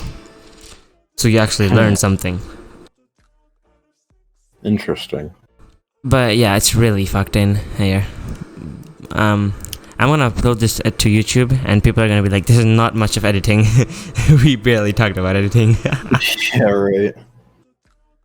So, but yeah, I definitely think it's interesting to get other editors' takes on just like general things, because a lot of Yeah. that falls into like what makes us who we are as editors. yeah, true. Like, Because what like are- like if an editor is starting out and like they wanna know how they should pursue this thing, and how they should handle their studies alongside, and if they have to choose subjects and stuff. Because this was a big problem with me. I had no idea if I wanted to pursue editing in the future, because I was just starting out, right? And so I didn't know what subjects to choose, even though it was just there's only a choice between business, computer, and biology. That's the three things. But yeah. And then, in FSC and in the intermediate level, you get to choose whatever you want. If you want to do film, or if you want to do computer engineering and stuff like. So then you have freedom to choose what you want to learn. But up until school, you have to do whatever the school wants you to do. So yeah, it's really fucked. But so I was actually really confused on what to pursue. And then I ended up going with computers because, so there's practicals at the end of school. Like, I'm going to give practicals this year with my final annual examinations. And so if you choose biology, the practical there is like some like actual like real serious shit, right? There's like medical treatments and stuff. And if you choose computer, the practical is to start up a computer, log into a computer, refresh the desktop. Those are the kind of practicals you get. Oh my god. In computer. So yeah, it's actually like such a broken system. And that's so like I just the one class I had. My first IT class in college was, here's how to use Microsoft Word. It's like, no, I haven't been typing essays on that for like 5 years now or anything. Like, yeah, literally. But so I was just like, okay, computer is the easiest. Let me just go with that. Plus, I already know like more about computers than these books have written inside them. Like our computer book teaches the basic language, and ironically enough, there's no practicals involving the basic language. And I already learned basic C and C++ when I was like in the 7th grade. So like I basically know everything that I'm being taught right now. It's stupid. That's how I felt when I was in like my 3D classes. Like, I was like, yeah, I know this stuff. But the thing with today's era is our education systems are worthless, because you can just learn what you want to learn off the internet. You have the internet. Yeah. And like all these definitions and yeah, there's like all these definitions they make you learn. Like it's literally one Google search away and you know exactly what something is. I remember back when I was in middle school, if you had a word you needed to look up, you had to look in a dictionary. You had to. Yeah. I mean, even now, then you wouldn't get the answer you wanted most of the time. And the funniest thing is, our teachers told us to look in the dictionary, and when no one was able to find it, she would Google search it. So, yeah, like, why did you waste 15 minutes? Yeah, exactly. Like, why you go for the dictionary? Like, yeah, it's really stupid. And then at a point, I remember there was this kid in my class who bought an electric dictionary. It was made by the same company that makes these Oxford dictionaries, but it was electric, so you just put in a word and it gives you the meaning. It was literally a dictionary that just lets you search. Like a tablet or something? Not really a tablet. It was like a calculator. Oh, okay, but okay. a dictionary. It It was, probably had like a keyboard or something on yeah. it. Yeah, And okay. I mean, the company knew that it was easy money, like, because schools are like buy a dictionary. Even today, when you don't really need it. Well, see, I didn't get to like make use of that until I was almost done with school. Like in some of my gen ed classes in college, which general gen ed classes, and for us, it's like history, math, etc. Uh huh. Your basic classes. But yeah, there was a website called Quizlet where people would upload like the tests that their professors would do. Yeah, you can. And So you can search up. like, just find the tests before you take them. And the first time I did it on accident. Like I found the test I was about to take before I took it. But I just thought it was a study guide, and I'm like, wait a minute. Wait, so But there's actually a can't even website get called that out. brainly.in, and so kids actually put the questions on there, and with this online examination system, because of the virus, it was the easiest thing to cheat, because you basically copy paste the problem onto Google, and it would show up with the exact same question, so you didn't even have to learn the concept. Even if it was like math, you didn't have to get the concept of it. You would have the answer literally with the working right there.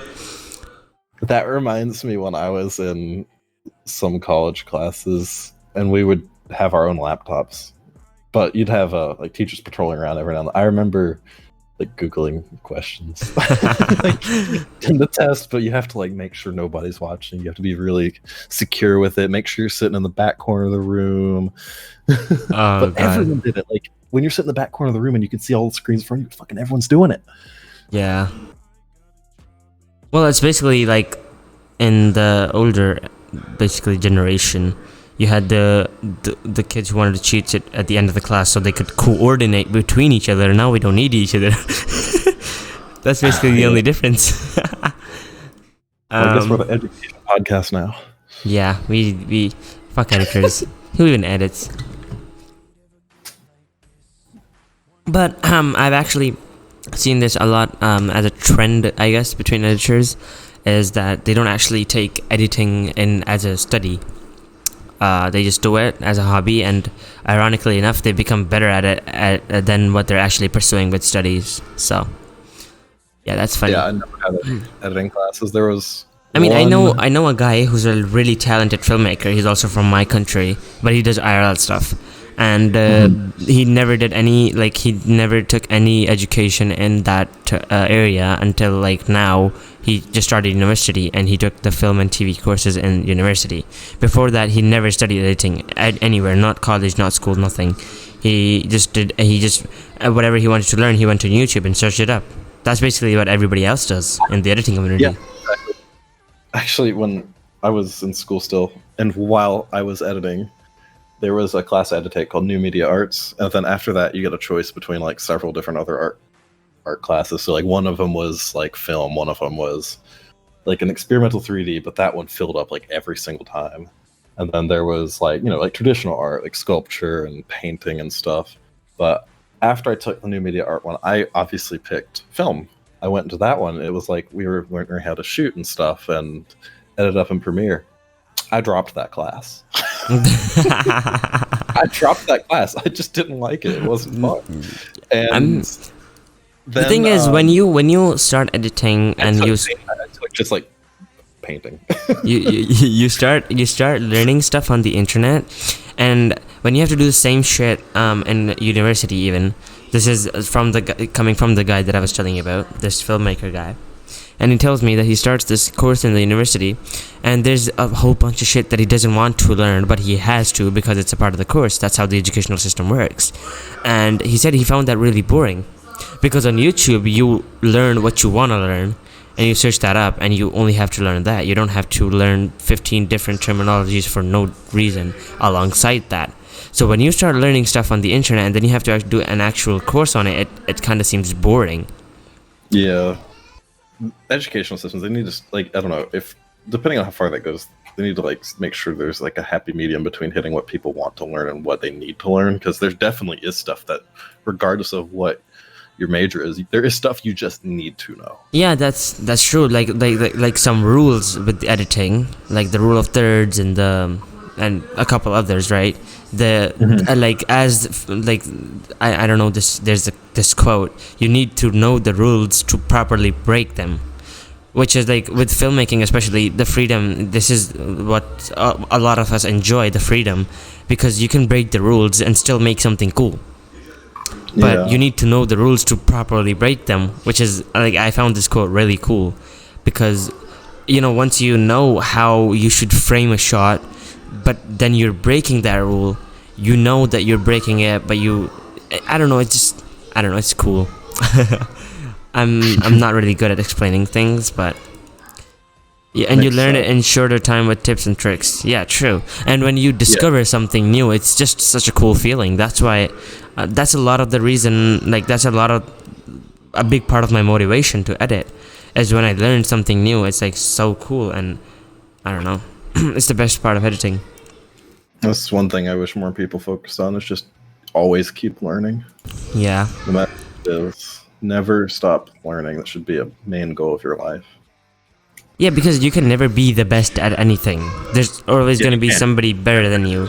Even if you like, let's say you're better than them at VFX, like the effects you do in your montage. There's someone is going to be better than you at flow. If you're the best at flow, someone's going to be better than you at pan crop. If you're the best at pan crop, somebody's going to be better than you in sound effects. There's always one aspect that somebody else is going to be better than you with. Yeah. So you always have to keep learning. You can never be the best of the best at everything, because everything literally has such depth to it. There's like hundreds of aspects to every single thing. Yeah, exactly. It's incredibly organic. Hey, that ain't true. I'm the best at being the worst. Even that has aspects. But yeah, the mentality that like with I don't know if you know this, but there's the controversy with Flea and Milliam. These two really popular YouTubers. You know them? No, I don't know either. Okay, so this is part of why the Fortnite editing community is so hated. There's these two content creators who like just know the basics of editing. They're not really good at them at all, and their montages really blew up because they did cool cinematics. Not really cool cinematics. They're just something people hadn't seen before, but they were with bad execution and stuff. And the montages blew up because they were content creators and like 140k subs, and that montage blows up, and famous competitive players see it, and the guy from is like at 140k one day and 2 million the next day, literally. And so yeah, it like massively blew up. And everybody in the actual editing community started hating on them because it wasn't as good as they made it, because the actual editors put in effort and executing the cinematics and everything and pan crop, and all they did was drag and drop and use a couple of presets because they were learning editing. They have a following already. Yeah, they're content creators and people are actually seeing their stuff. Yeah, it's a problem of visibility, not. Yeah, the thing is, like, a lot of people don't understand. This is not a problem with Fortnite. This is a problem with how we conceive things.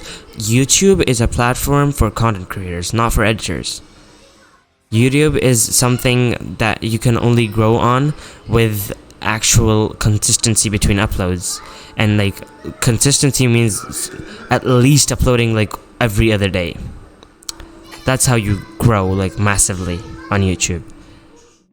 And yeah, if you do that as an editor, you need to have something other than just your edits going up there, unless you're pooping them out weekly. Yeah, and that's why I like what ZD does with his channel. I don't know if you know ZD, but I don't know if it's even pronounced ZD. It's ZD or something like that. He's also an editor for Soar, but what he does on the side is he makes content. He like pushes out a content video every other day, and like monthly he makes a montage, and he has like 400k subs, which like no editor has. Actually, that was 400k subs was like months ago. I'm not sure how many he has right now. Let me just check. But yeah, what people need to understand is YouTube is a content creating platform. It's not an editor platform. It's not gonna favor somebody who works months on their edits and then posts like once a month, because YouTube wants consistency. YouTube as a brand, as a company, they want watch hours, they want clicks on their website.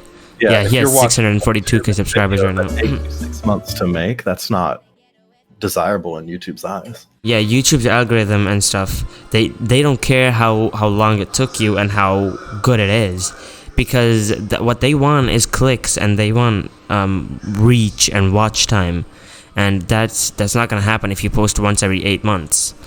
So that's why a lot of editors just basically die out at maximum like 30k subs. And that's why I liked what Ziddy was doing with his channel. He pushes out a content video basically, every day right now. I'm looking at his channel. Every day, and he's been doing daily uploads, but he does skip a day here and there. But I think honestly, as editors, like if editing is just your main priority and you're not going to do other content, I think you need to honestly just not give a fuck about your sub count and instead worry about how happy you are with your edits and your progress you're making. And if you edit to become famous, forget it. It's not gonna happen. Yeah, exactly. Unless you're like literally editing for someone famous. But even with that, though, like I know a guy who's editing for somebody who has 2 million subs. The guy has 11,000 followers on Twitter, but that's as far as he's gonna get. Right. I mean, 2 million subs. It's hard to work for somebody that big. And I mean, one of the guys I've edited multiple things for, he's got 1.3 now. I've been seeing the Minecraft community is blowing up right now, even though it's so. Because Steve is in Smash Brothers. Oh yeah, but I can't believe that happened, dude. That's so crazy. Like I'm a Nintendo nerd at heart. I have been for my whole childhood, and you could have told me at any point in my life that in 2020, Minecraft Steve will be in Smash, and I would tell you you're an idiot. Like, well, like what alternate reality are we living in? it's a weird world, bro. I know it's such a weird world we're in nowadays. But I mean, yeah, it's something a lot of us don't understand as editors, that YouTube and YouTube's algorithm really does not care about how good your edit looks, because they want clicks, which you're not getting them, so you're not gonna get into recommended, and basically not hit the algorithm. That's why a lot of people use the same song. Like, there's a song that hits the algorithm and everybody starts using it, and there's like a million montages on the same song because everybody wants to get into recommended.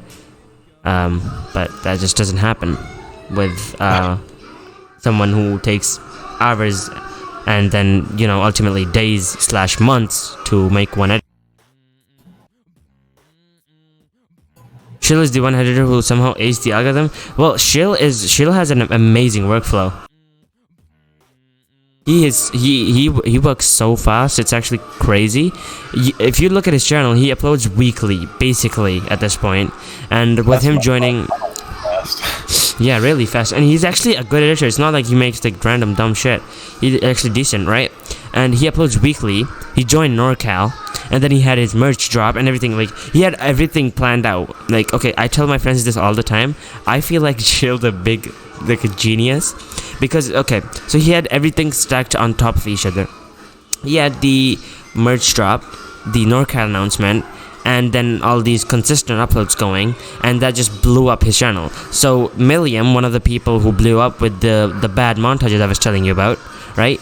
The guy actually DM'd Shill and told him that his recommended was full with Shill's vids. So he was hitting the algorithm really hard because of his consistency and all the massive views he was getting because of his massive announcements. Yeah, I just spend too much damn time editing. So it's like he actually thought it through pretty well. Shill got 218,000 views, and believe it or not, Zant, Shill was on like 5k subs a week ago, and right now is in 21k. That's fucked. Yeah, he hit the algorithm so hard. I never really cared about any of that stuff when I was, editing like hardcore. Like, my sub count kind of just happened. You have It's just 16K, right? yeah, something like that. But you know what's funny? My Twitter follower count has been dropping ever since I quit editing, and it still is. Like even after being I on noticed you have Partner you have more followers than Enigma. Spotify, Yeah, Enigma has 13K. No, 10.7K, and you have 13 point something K. I would probably have less than 10K now if I never got into speedrunning, because I feel like that's what kind of counteracted the followers I was losing from quitting editing. So I don't think there's any point over the past like 5 years where I've actually had net gain followers for a month. Like it's always negative because people are still realizing, oh, he's not editing anymore. Wow. Because like literally all 16K of those followers were from editing. Like it didn't come from anywhere else. Well, I guess you kind of blew up with the Red and stuff. Yeah, I think I had like 12K before I joined Red. Or I had more. watched Roses before, like multiple times, because it was like really famous, but I never knew you by name until Sparky came on the podcast, and he was like really fanboying over you, and I was like, okay. And then I watched the ad, I was like, oh yeah, I've seen this multiple times, but yeah, and then somebody tags you under my tweet for recommend a new guest. I was like, okay, he's not gonna be willing to do it, and then you follow me. I shit myself literally. I was like, dude, editing podcast sounds pretty cool. And honestly, like, I'm trying to just like get to know more people in this community too. Like, I haven't been a part of this community for like 4 years at this point. So, I don't know. I'm just trying to get involved with things a little bit more than I did previously. I feel like I was just more of a cocky asshole back then, and I wouldn't put myself out there because I didn't want to give away my secrets or whatever. I mean, I guess I feel like I can understand that because, well, when you quit editing, how old were you? God, 2021. But yeah, I mean, you know, you were still. I mean, I haven't hit that age yet, obviously. But I don't know why, but I think about this kind of stuff a lot, like a lot. Like aging. Like, I didn't start editing until I was out of high school. So, like, I don't know why, but naturally, I just think about aging and stuff a lot, right? And I feel like 28, 21, especially as you said, you were stressed with school and stuff. I feel like whatever you were being is justified, because not really justified, but it's like understandable, because you were blowing up at I don't know, at a transformative age, because from teen to adult, that kind of transition. And I don't know, why do you feel you were like that, and why have you changed? I feel like it's a really confusing part of your life to be in when something like that's happening. Like, yeah, it feels that's like the transition. Yeah, it feels like I felt like I was essentially being stretched. One arm is being pulled towards, this is your education, this is what you're going to plan your career to be, you're doing this. The other arm was pulling me, editing, Twitch, YouTube. So it's like, I feel like I'm being stretched, and like to the point where I basically get ripped apart. Yeah. That's what it kind of felt.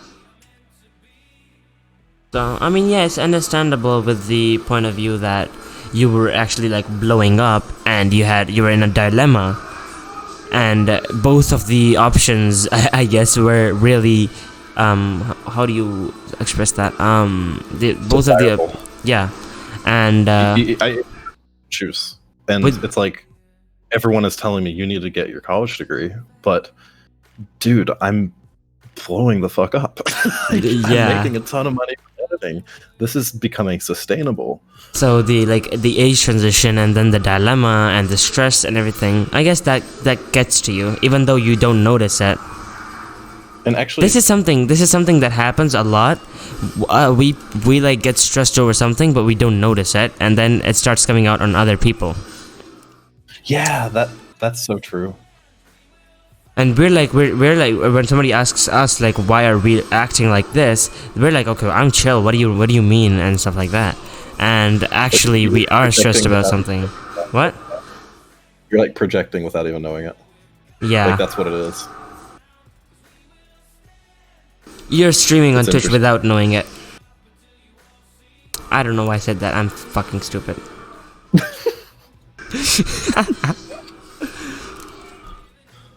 Hey, I'm a fan of bad humor. Oh god. I mean, that is a way to compliment and roast me at the same time. but I appreciate the effort. My humor is straight up bad humor too. Like, I don't know, things that are just stupid make me laugh. To be honest, Like, me too. Actual memes won't make me laugh, but a video of a dude like walking down the street to like the tune of like a rap from one of the Gen 5 Pokemon games. And he walks into the city and it's like a hype as fuck song and he starts fucking dancing. that kills me. Like, stuff like that kills me. It's so stupid. Oh, did you just imagine that, or have you actually seen something like that? That's real. I'll find it for you. What the hell? Okay. So who was your editing friend group back in like 2016? Oh boy, Optimize, Buzz, Dansu, Otter, Boys from Red, obviously. It was a lot of people. Like, I could list the whole name, like all the names, and I probably would forget a lot of them. But I think the really close group, it was the ones I listed there, plus a couple others. What am I watching? When you reach Driftwell City. What the? What did he do at the end? What the heck? See, stuff like that. Yeah, that was funny and weird. Yeah, green for sure. But I think my more immediate group was like Buzz, Dansu, Yepka, all of them. And it's unfortunate because I don't really talk to them much more nowadays, and almost none of them edit anymore. Yo, like, I know Bonus, did you just come back to the stream? There's no way you left for the whole part that we talked about your edit. KDR, I'm not sure. The Zant. This is the Zant. Yes, I am the Usurper King from Zelda Twilight Princess. That is me. I actually don't play these games. I have no idea. That's the name Zant. Yeah, the main enemy in that game. His name is Zant. That's where I got my name from. Oh, okay. My profile picture here. That's Link from that game, like the main character. On Discord, because the Twitter is face. I assumed that was you. Is that how you got your name? Yes, he did. And that's how also my little logo that has the little like circle thing in the background with little symbols on it. It comes from something from that game called The Mirror of Twilight. Uh-huh. So like, see, this is the kind of insight I invite people on the podcast for. How did you get your name? I will send this in Discord. But that's the guy my name came from. You like canceled out 4 of my points just from your answer to the first point. Literally. I wanted to ask you how you got into editing, and you just told me. Like, there was this edit and you left it, and I'm like, okay, no point in asking that now. But somehow we made it to 2 hours. Pretty common question for something like this. Like, I feel like anyone who's going to come onto a podcast to talk about their editing experience is going to just talk about that anyways. Yeah, obviously. But I've actually had to specifically ask that question so far, except for you. Well, maybe I'm just that good. You're too good, yes. Actually, no, I'm not good anymore, dude. I have to admit, like, being away from editing for a really long time has made coming back to it and wanting to make the stuff on the same level, if not more, that I did before. It's so difficult. That's why. Are you editing on Vegas or After Effects? Oh, After Effects, yeah. I've always done After Effects. But that's why I've basically been editing for 1.5 years. Like, at this point, like, I've basically been back to editing for 1.5 years, but nobody knew about it for a year.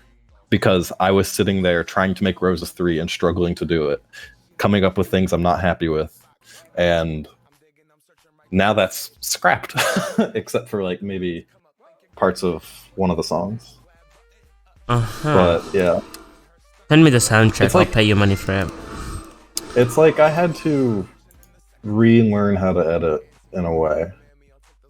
Because how changed the community is, or the game is. Oh, just how rusty I got. How long it had been since I had done anything. Like, I thought I knew how to edit still. Like, I did. I remember things. Like, I remember the values I used for syncing and how I did all that stuff. But the thought process that your mind goes through when you're like syncing something, when you're not constantly practicing that, it goes backwards. Like you forget things, you forget just how you used to do things, and it's not like a conscious thing you forget. It's just you sit down there to sync, and it's difficult to make something look good. I can relate to the point that, when I take these 2-month breaks and I come back, I definitely notice that my workflow is really slow. And it takes a bit of time to get used to my it. biggest problem now. It's actually, my workflow sucks. But I basically never had like a set workflow for editing. I used to just throw myself at it and let it happen. And that's what worked best for me. But game development taught me how to have a workflow. It taught me how to use naming conventions, how to use like labels and good file structures, and naming conventions. I swear, naming conventions are the most important thing ever. But yeah, learning all that stuff, it's made me have a lot more of a controlled approach to editing. So even just like the project file of the edit I'm doing right now, it's so much more organized. I can find things easier. But it's, in a way, I'm having to learn how to adapt that skill that I learned from game development to editing. Oh yeah, so basically before you weren't really organized, and then you did game development, and that taught you organizing, so you're also kind of merging the two right now. Yeah. Blurry. No, I actually don't even have like an intact file of it anymore with all the clips and everything. But yeah, people don't provide clips in their project files. They just put the project file. I always did, if the player would let me, because I know how shitty it is to buy a project file and you don't have the clips for it. So I've always included the clips. I always included the cinematics, but that's why mine were expensive. It's also kind of shitty to have 30 GB to learn something. 30 GB of downloads. Especially if you're someone like me who's low on storage space. But hey, keep in mind, this was when most clips were 720p, so it wasn't that big. Like, I think they were like 4 gigs. Have you seen Enigma's edit for Liquid? I don't think so. By the way, Scammer, I went to George Mason University in Northern Virginia. I'm not afraid to say that now because I'm not there anymore. I live nowhere near there now. Whoa. DM your address so I can confirm you don't live near there. Just confirm. I hated living there. I hated it. God, that part of the world it's a really shitty part of the country. It's really congested and the traffic is horrible. It's like concrete jungle everywhere. It's like a giant suburb, like the size of some of our states. Well, then the thing with Scammer, the thing with talking about congested Asia, yeah, I mean you'd love it here. Oh yeah, no, I'm not at all. And compared to what I'm used to, I mean, okay, hear me out. Like, I grew up in small town Virginia. Like, it's not called that, obviously. I'm not going to tell you the name of it, but little town nestled in the mountains. Not that much of a population. Like, it had a population, but for a city, it was not that big. So when I moved up there, it was like almost culture shock in a way. All right. Because I was near Washington, D.C., so it's like basically being in the city, whereas before I'm just living out in the boonies. Well, because thing here is you have 60 foot, I'm pretty sure, is how it's measured, for main roads, like the wide roads, the big roads.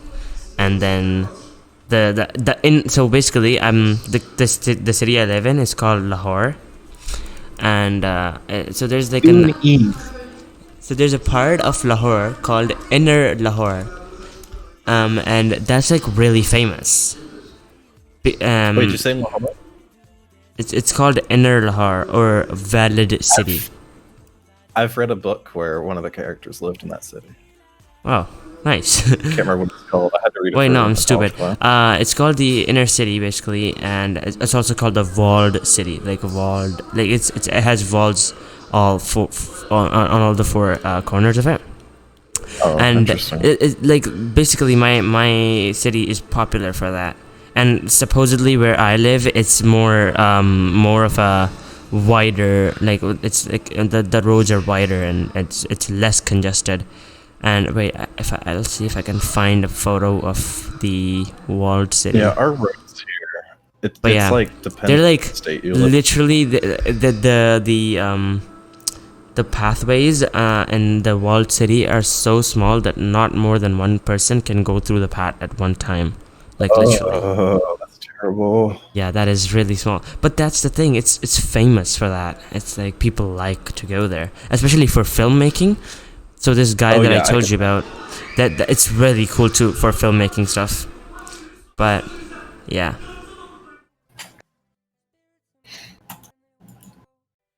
But yeah, we have hit 2 hours. Actually, 6 minutes more.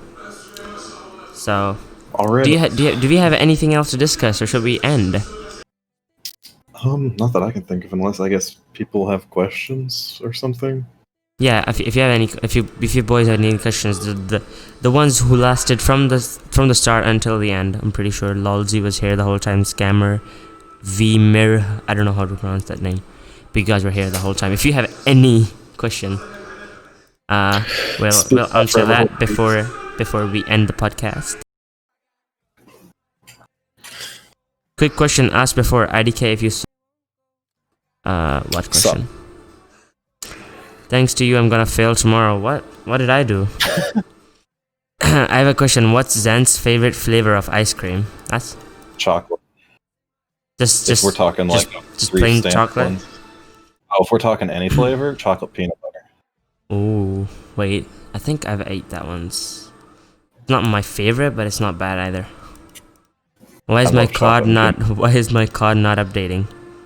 I think Zant has information on that. Favorite flower? Oh, geez, no. I wonder. It's actually not a rose, it's lavender.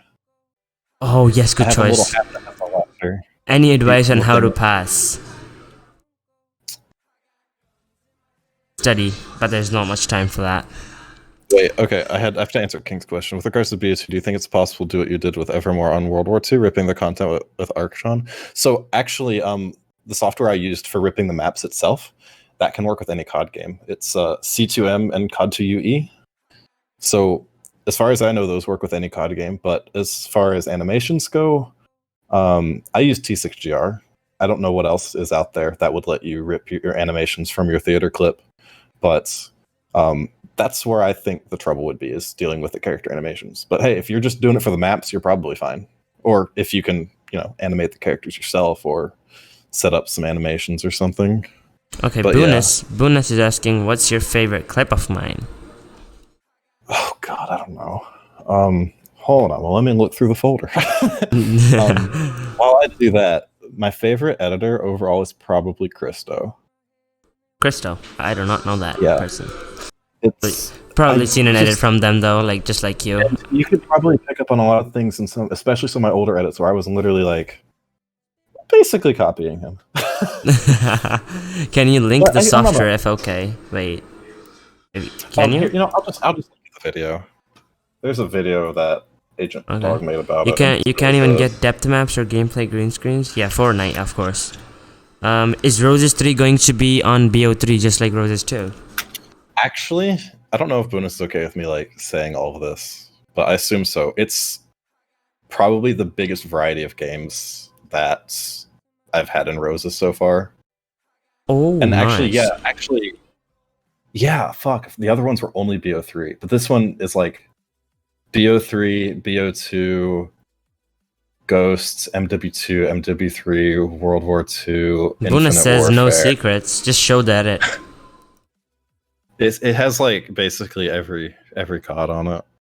So nice. I'm kind of like, it's going to be interesting for me to capture the same vibe, given that, because it's so easy to capture like a motif within a single game, but doing it across multiple games gets difficult.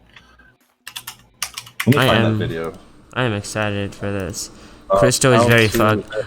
My viewers love Christo, and I don't even know who he is. I've probably seen an edit from him, but I don't know him by name. So I was here the whole time. Well, thank you, Gamersy. Yeah. Bonus, do you have that video? You found it last night. I can't find it. My favorite Fortnite editor is LMGK. Oh no. I think just the thing that Chris does amazing is his edits are so clean and just they're not over edited at all, but they're so beautiful and they all fit together so well. Like it's like the cleanest edit that's not necessarily not edited a lot. I can't describe it. It's just beautiful. I think my favorite edit by him is Scaled Back. That's probably his best. Wait, have you like what would you be your Fortnite edit if you've ever watched any? I can't even remember the name of any of them. Wait, so you have watched them? The one for ripping the maps from Agenty Dog. Boonus is an editor himself? Yeah. Oh. Edit your own clips. Okay, no, I'm joking, but what's up with this? Like, how are you guys? He does like mostly hardcore edits.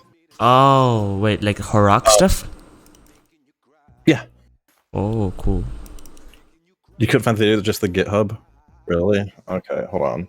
C2M COD. Does Zant watch anime? That's a good question. Stupid video. Oh, here we go. I found it. Y'all are in luck. Here we go. That's how to rip COD maps. Lolzy is asking, do you watch anime? Yeah, actually, not a lot, but sometimes. I've probably watched about 12 to 15 series total. Call of Duty maps? But okay. It's not like I'm obsessed with it. It's just whenever I find one that looks good to me, I'll watch it. I think my favorite overall is Full Metal Alchemist Brotherhood or Steins Gate. Which, speaking of Steins Gate, I still need to watch the new season. Zant is the Google god. Okay, he found that in less than 2 seconds. Oh, Attack on Titan is so good. Attack on Titan is so good. I started it like 7 episodes and then I didn't continue it because exams. Let's go. Having Zant edit clips of me is like a dream come true since I only started editing after seeing him. Oh. Well, having your clips is like a dream come true because they're good quality. Oh, damn. He plays on PC, so they have high field of view. They're native 1080p. It's just nice. Some of them have demos. It's great. Oh yeah. Okay, so it's actually I'm actually like jealous of Bonus because being an editor and being good at the game that you play, having both that's something skills I could do too. Yeah, like, so same. You can just make all your own stuff. Yeah. I wish I could do that. I tried getting into like sniping a bit when I was. Is it worth the grind to be an editor? Question for Zant. I think so. I think it's really fulfilling, but I also. I mean, it really depends on your. It really depends on your goals, though. Like, it's not worth it if you want the clout. Like, it's yeah. I personally disagree with calling it a grind. I take the word grind and make it seem like something that I don't know. Grind to me means something you don't want to do. Like, it's not something you're passionate for. It's I'm grinding. It's like grinding gears, like that kind of definition. Oh, so grinding is basically something you have to do, you don't want to do. Exactly, is that what you think? Exactly. Okay. I mean, I guess people don't mean it that way, but they say it that way. Yeah. But, not to deflect your question, but yes, I do think it is. What's a better word? I don't know. You see, that's the thing. I can't answer that. I don't know. Passionate for this? I don't know. I mean, that would be the literal. I think you just need to like. I think that would be the literal definition of how the terminology is used. The grind is used. Like you're passionate about something. It's not the word itself; it's how people use it. Like yeah. They say, "Oh, I just have to grind to get into a phase." No, it's not just what you have to do. But yeah. I mean, it's really a lot of things here. Okay. I guess, oh, I'm passionate. Okay, fun labor. Fun labor, what the Okay. Alright, that's gonna be it for today's podcast. Thank you everybody for coming in. Kingstar, Lulzy, Scammer, who lasted the whole time, Bonus. Everybody, thank you very much for coming on to the 4th episode of the Editor Cast. I'm actually having trouble finding good editors to come on because I've already gotten rejected by 2 people, and that's it. What the hell? Yeah, my English just stops responding sometimes. English stopped responding. Yeah, that's why I was so scared asking Zant to come on, but it worked out. So thank you for coming on No, the podcast. that's the one thing you got to just do. You just got to ask people. Yeah. You got to put yourself out there. But yeah, thank you so much for coming No on the problem. podcast. For your Seriously, time. I think it's really cool that you're doing an editing podcast. I've generally been a big fan of podcasting, and I've been on a RuneScape podcast for several times over the past 2 or 3 years now, and to see an editing podcast to me, it was like, that's cool. That's neat. I'm glad that exists, and I haven't ever really seen any other ones that seem to do much. Mm-hmm. So I hope you stick with this. I hope you keep doing it, and I hope people. I want to, but you've got my support. I've actually been stuck in a dilemma for the past couple of weeks. After I did the first 2 episodes, I was like, okay, so I want every episode to be at least on the level of the last episode. So I need to keep getting the level of editors, the standard. I don't want it to fall, right? And I don't know how many people are gonna be willing to come on. Not everybody just says yes. So it's kind of hard, but I'm gonna do it for as long as I can. But yeah, thank you. Yeah, you're just starting out too. Yeah, it'll get easier. Yeah, thank you so much for the nice words, for coming on. I've been going on for a few years now. They're at 800 episodes. They've been going for 12 years. Damn. Yeah. So But stick with it. But the COD editing community is so much more VFX than Fortnite. I look at COD edit and then I just feel like giving up. I mean, the thing is, COD edit, I think the Fortnite editing community will grow into that. That's what we discussed at the start, though. So if you missed that part, you'll be able to watch it on my YouTube. I'll upload this. All the words go up there. YouTube.com/AudacityEdit. #shameless plug. I guess the TLDR is it needs time. Yeah, because I'm gonna end the stream and I'm gonna export it, and then YouTube's gonna process it and give me 20 million copyrights because of the background music, and then it's gonna upload it. So, I love YouTube. But yeah, all right. So this is the end of the podcast, episode 4. I'll see you all next week, hopefully, with another episode. Plug your YouTube and your Twitter and your Instagram and your TikTok. I don't have a TikTok. Your Facebook, that's private. Your Telegram, I don't have a Telegram. Your WhatsApp, that's private. P.O. Box. Just take my address, bro. Plugging my address. My Uber account. Yeah. What's your name on Amazon? Yeah. Your credit card. That's... Yo, dude, follow me on eBay. Follow me. That's it. Okay. Alright, boys. Thank you for watching the podcast. Thank you for coming on. I'll see you all next week. Later. Bye.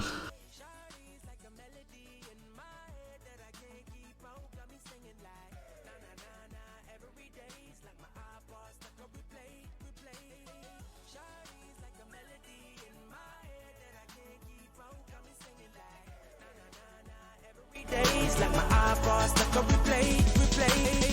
I can be your melody, a girl I can write you a symphony, the one that can fill your fantasies. So come, baby girl, let's sing with me. I can be your melody, a girl I can write you a symphony, the one that can fill your fantasies. So come, baby girl, let's sing with me.